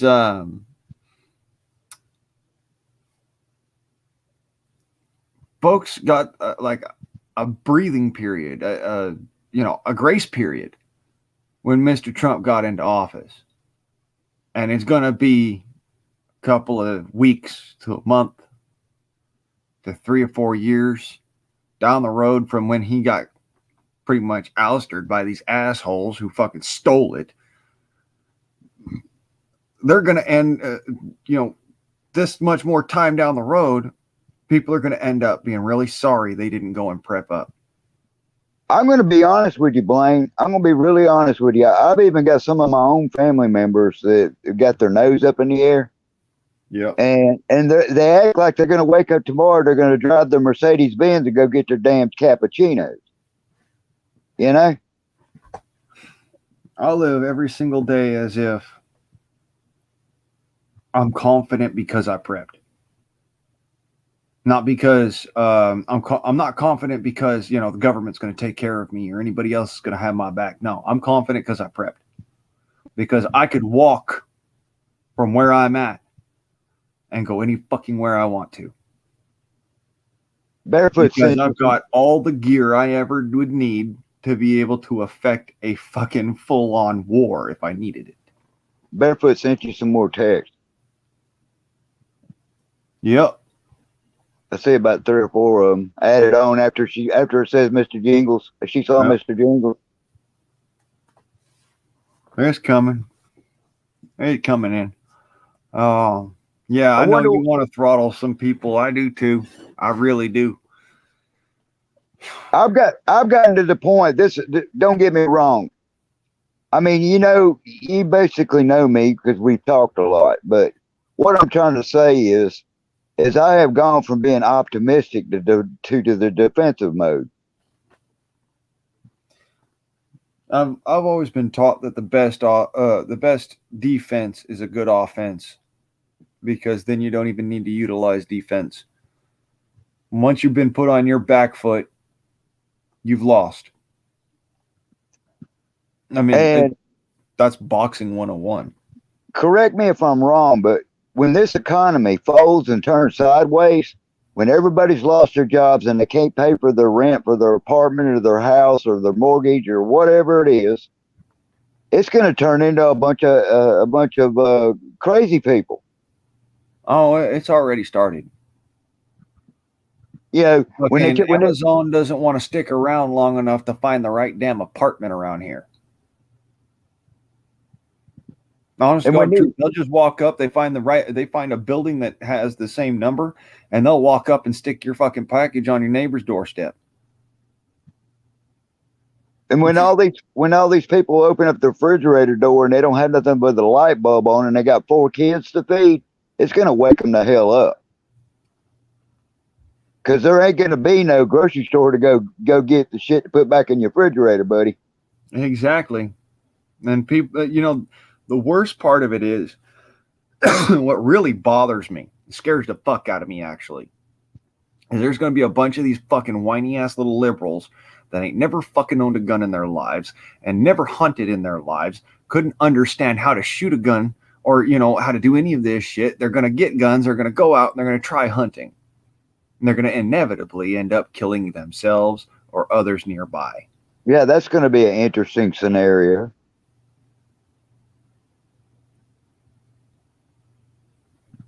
They'll be so hungry they'll end up pot-shotting. It was like I was talking about the other night. I forgot who it was. They were talking about building a fire. I don't remember who it was, about carrying around a big lighter in their pocket, whatever. And the magnesium. And I made a comment because you know who I am. As far as my survival skills go, I could start a fire with a stick and a set of shoestrings. Yeah. I don't even need a big lighter. I can start a fire with my own shoestrings. I don't need a big ladder, cuz I just rather would use one. But if I had to, as far as survival goes, I have started a fire with my doggone shoestrings and a stick. Way I look at it is The friction mode. That's the word I'm looking for. Friction mode. just take and dig down to the bottom of my pocket and pull out some pocket lint. Stick There you that go. on top of an old beat down unlighting lighter, and then you've got, a little lighting apparatus. You can light a fire without actually having any fuel in your lighter. That's why I carry a lighter, because it's a ferro rod and it's got fuel in it. So in essence, I can make my own fire with no problems. If I really needed to, I could utilize that as a gas explosive. On top of all that, I can utilize that ferro rod in order to light fires, and I don't have to pull out my big one. Barefoot, I believe you're correct. Portland is toast. Yep. They're done. Stick a fork in it. It's done. Yeah, Portland's lost unless they allow the actual American militia, the people being so armed, to walk in there and take it back. Antifa's going to keep it.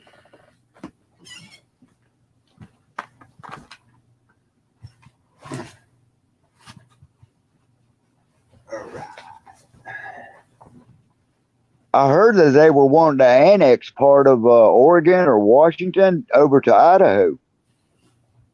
Yeah. They were trying to. Because of the differences of the conservatives and the liberal half of the states. So I have a ferro rod here, and as you can see, I use it quite a bit. I keep up in my skills. And then I have a fire starter kit.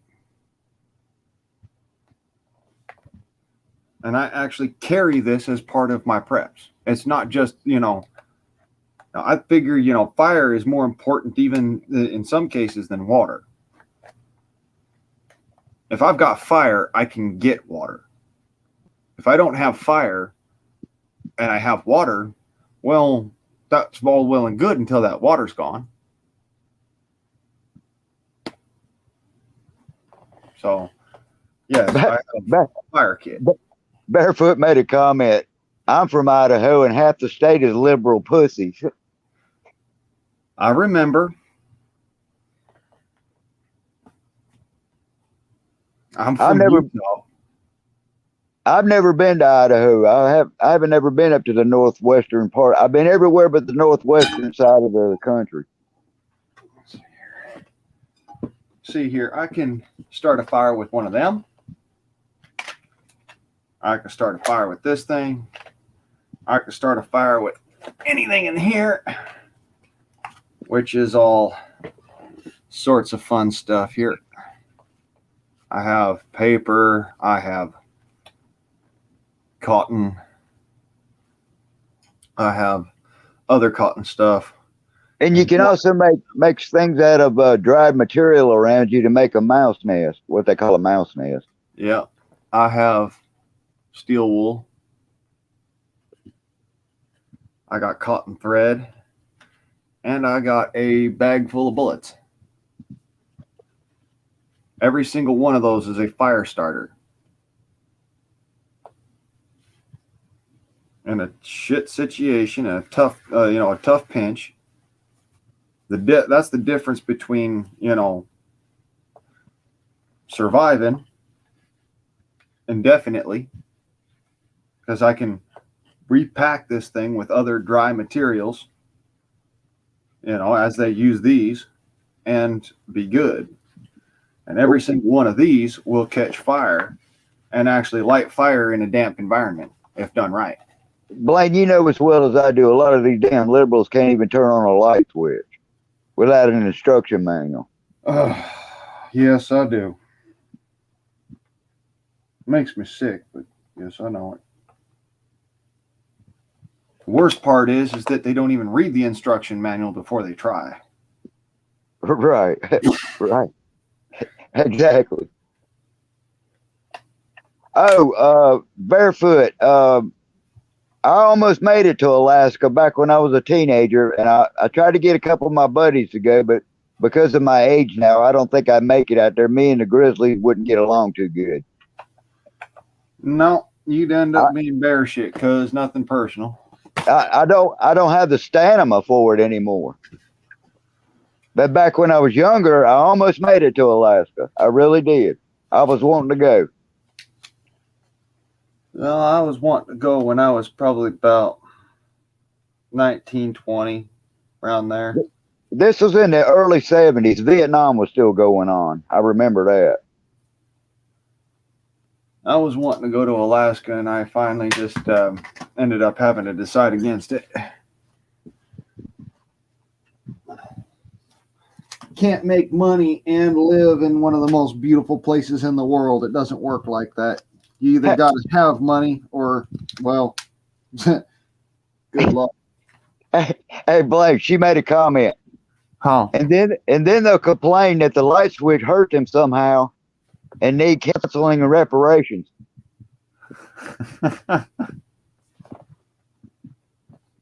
That's about the size of it, too.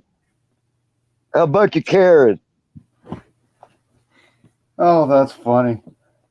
Yeah, no, they'll say that they were emotionally traumatized after the light turned on. And they'll need a government subsidy for it.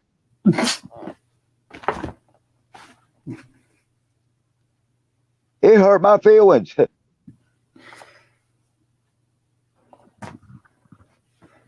You see, everything that I'm sitting here chucking around here, these are all, pieces of my bug out bag that I picked out of my bag over the past week or so. Just trying to get it all back in the same spot. Do you know what my original intention was to go to Alaska? You know where I was going to go in Alaska was to Dawson to look for gold. I was going to go to the city of Dawson to searching for gold. That was my original intention. See, my original intention was just to go find somewhere I could live without having Uncle Sam so far up my ass I could taste the motherfucker's breath.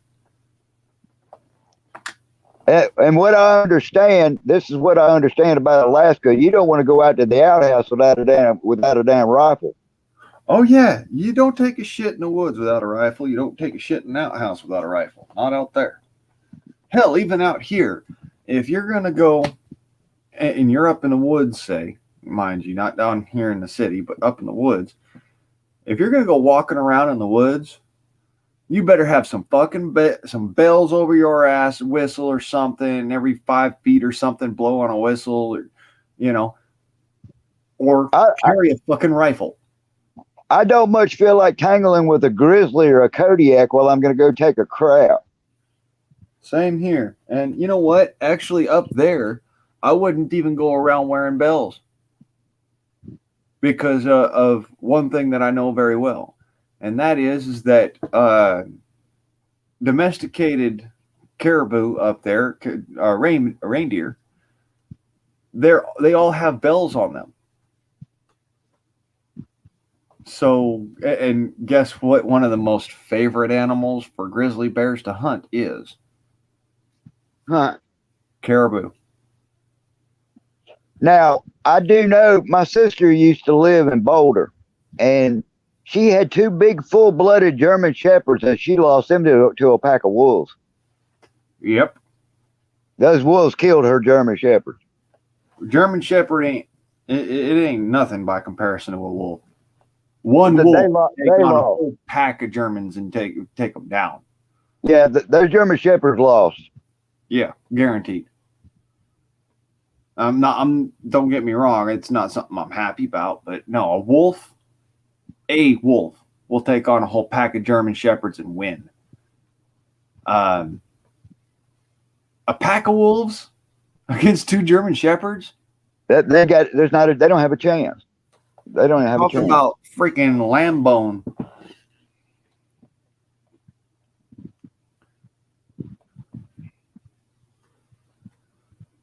Jeez.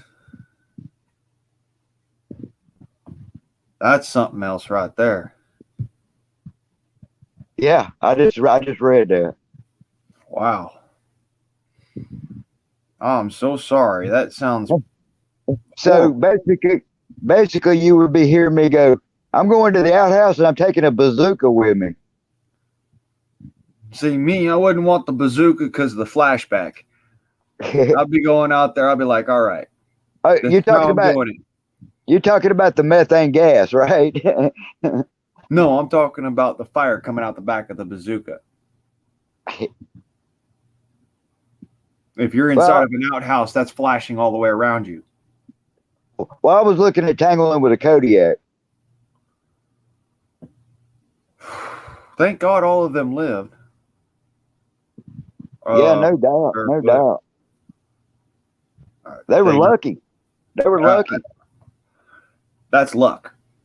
That's what that is. That's not anything else. I've heard it from a lot of different hunting guides, and those are the people I go to when it comes down to grizzly bear stories, when it comes to hunting stories, when it comes to wolf stories. Those are the people I go to and listen to because they ain't got no fucking reason to lie to you. Correct me if Their best bet is to actually lie to you to tell you that it's all okay, instead of telling you the gnarly details of what happened. So if they're telling you a story where it sounds like it was pretty gruesome and horrible, you fucking listen to them. correct me if I'm wrong, but do not them grizzlies and the Kodiaks get up to 1,500, 2,000 pounds? The Grizz on Kodiak Island will get up to about 2,400 pounds. Man, I don't want to be messing with something that weighs almost as much as a damn car.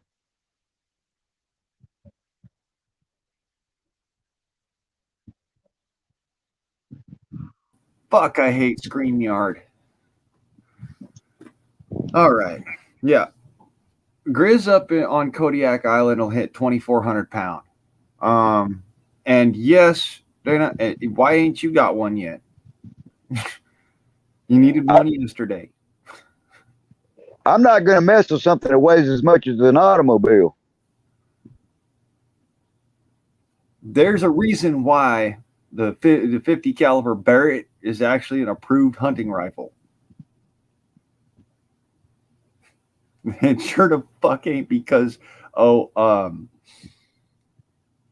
know. And not to mention its weight, but it's got claws and teeth. Yeah. Not just the weight, the claws, the teeth, the bad attitude. The fact that that particular breed of bear is more aggressive than most breeds of brown bear. Yeah, they're extremely aggressive. Extremely aggressive. Kodiak brown bear are fucking stupidly aggressive. Like when I say stupidly aggressive, I've seen one literally attack an inanimate object on, it was on TV, but attacked an inanimate object because when it walked past, it snagged some of its fur. You want to talk about aggressive? That's an aggressive damn bear.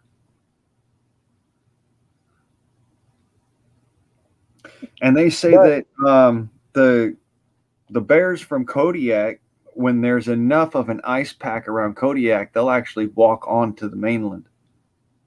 Right. But if I hadn't have got married to my first wife, I would have been in Alaska. That's the only thing that kept me from going. Because my dumb ass got married. I was going to move to Alaska, and then I decided against it, mostly because of my family having failing health and whatnot. They didn't want to listen to what I had to say about, you need to start hunting and fishing and going out there and doing it, the Native American way instead of eating all this processed, prepackaged crap.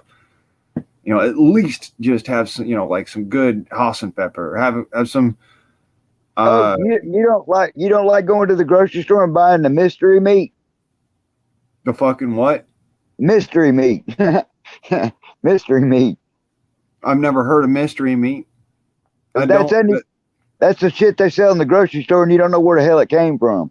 See, if it doesn't say beef or chicken or pork on the side of it, I'll look at it and I go,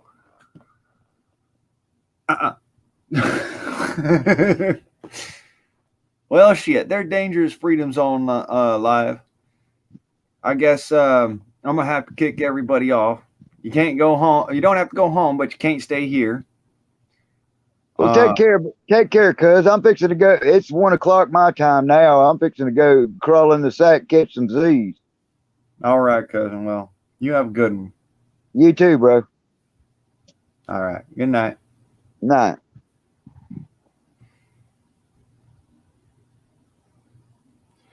All right. To all the rest of you out there, why don't you go over and say hi to Dangerous Freedom? I will see you there. It is Dangerous Freedom After Dark. I love you, and you have a nice day. Price out.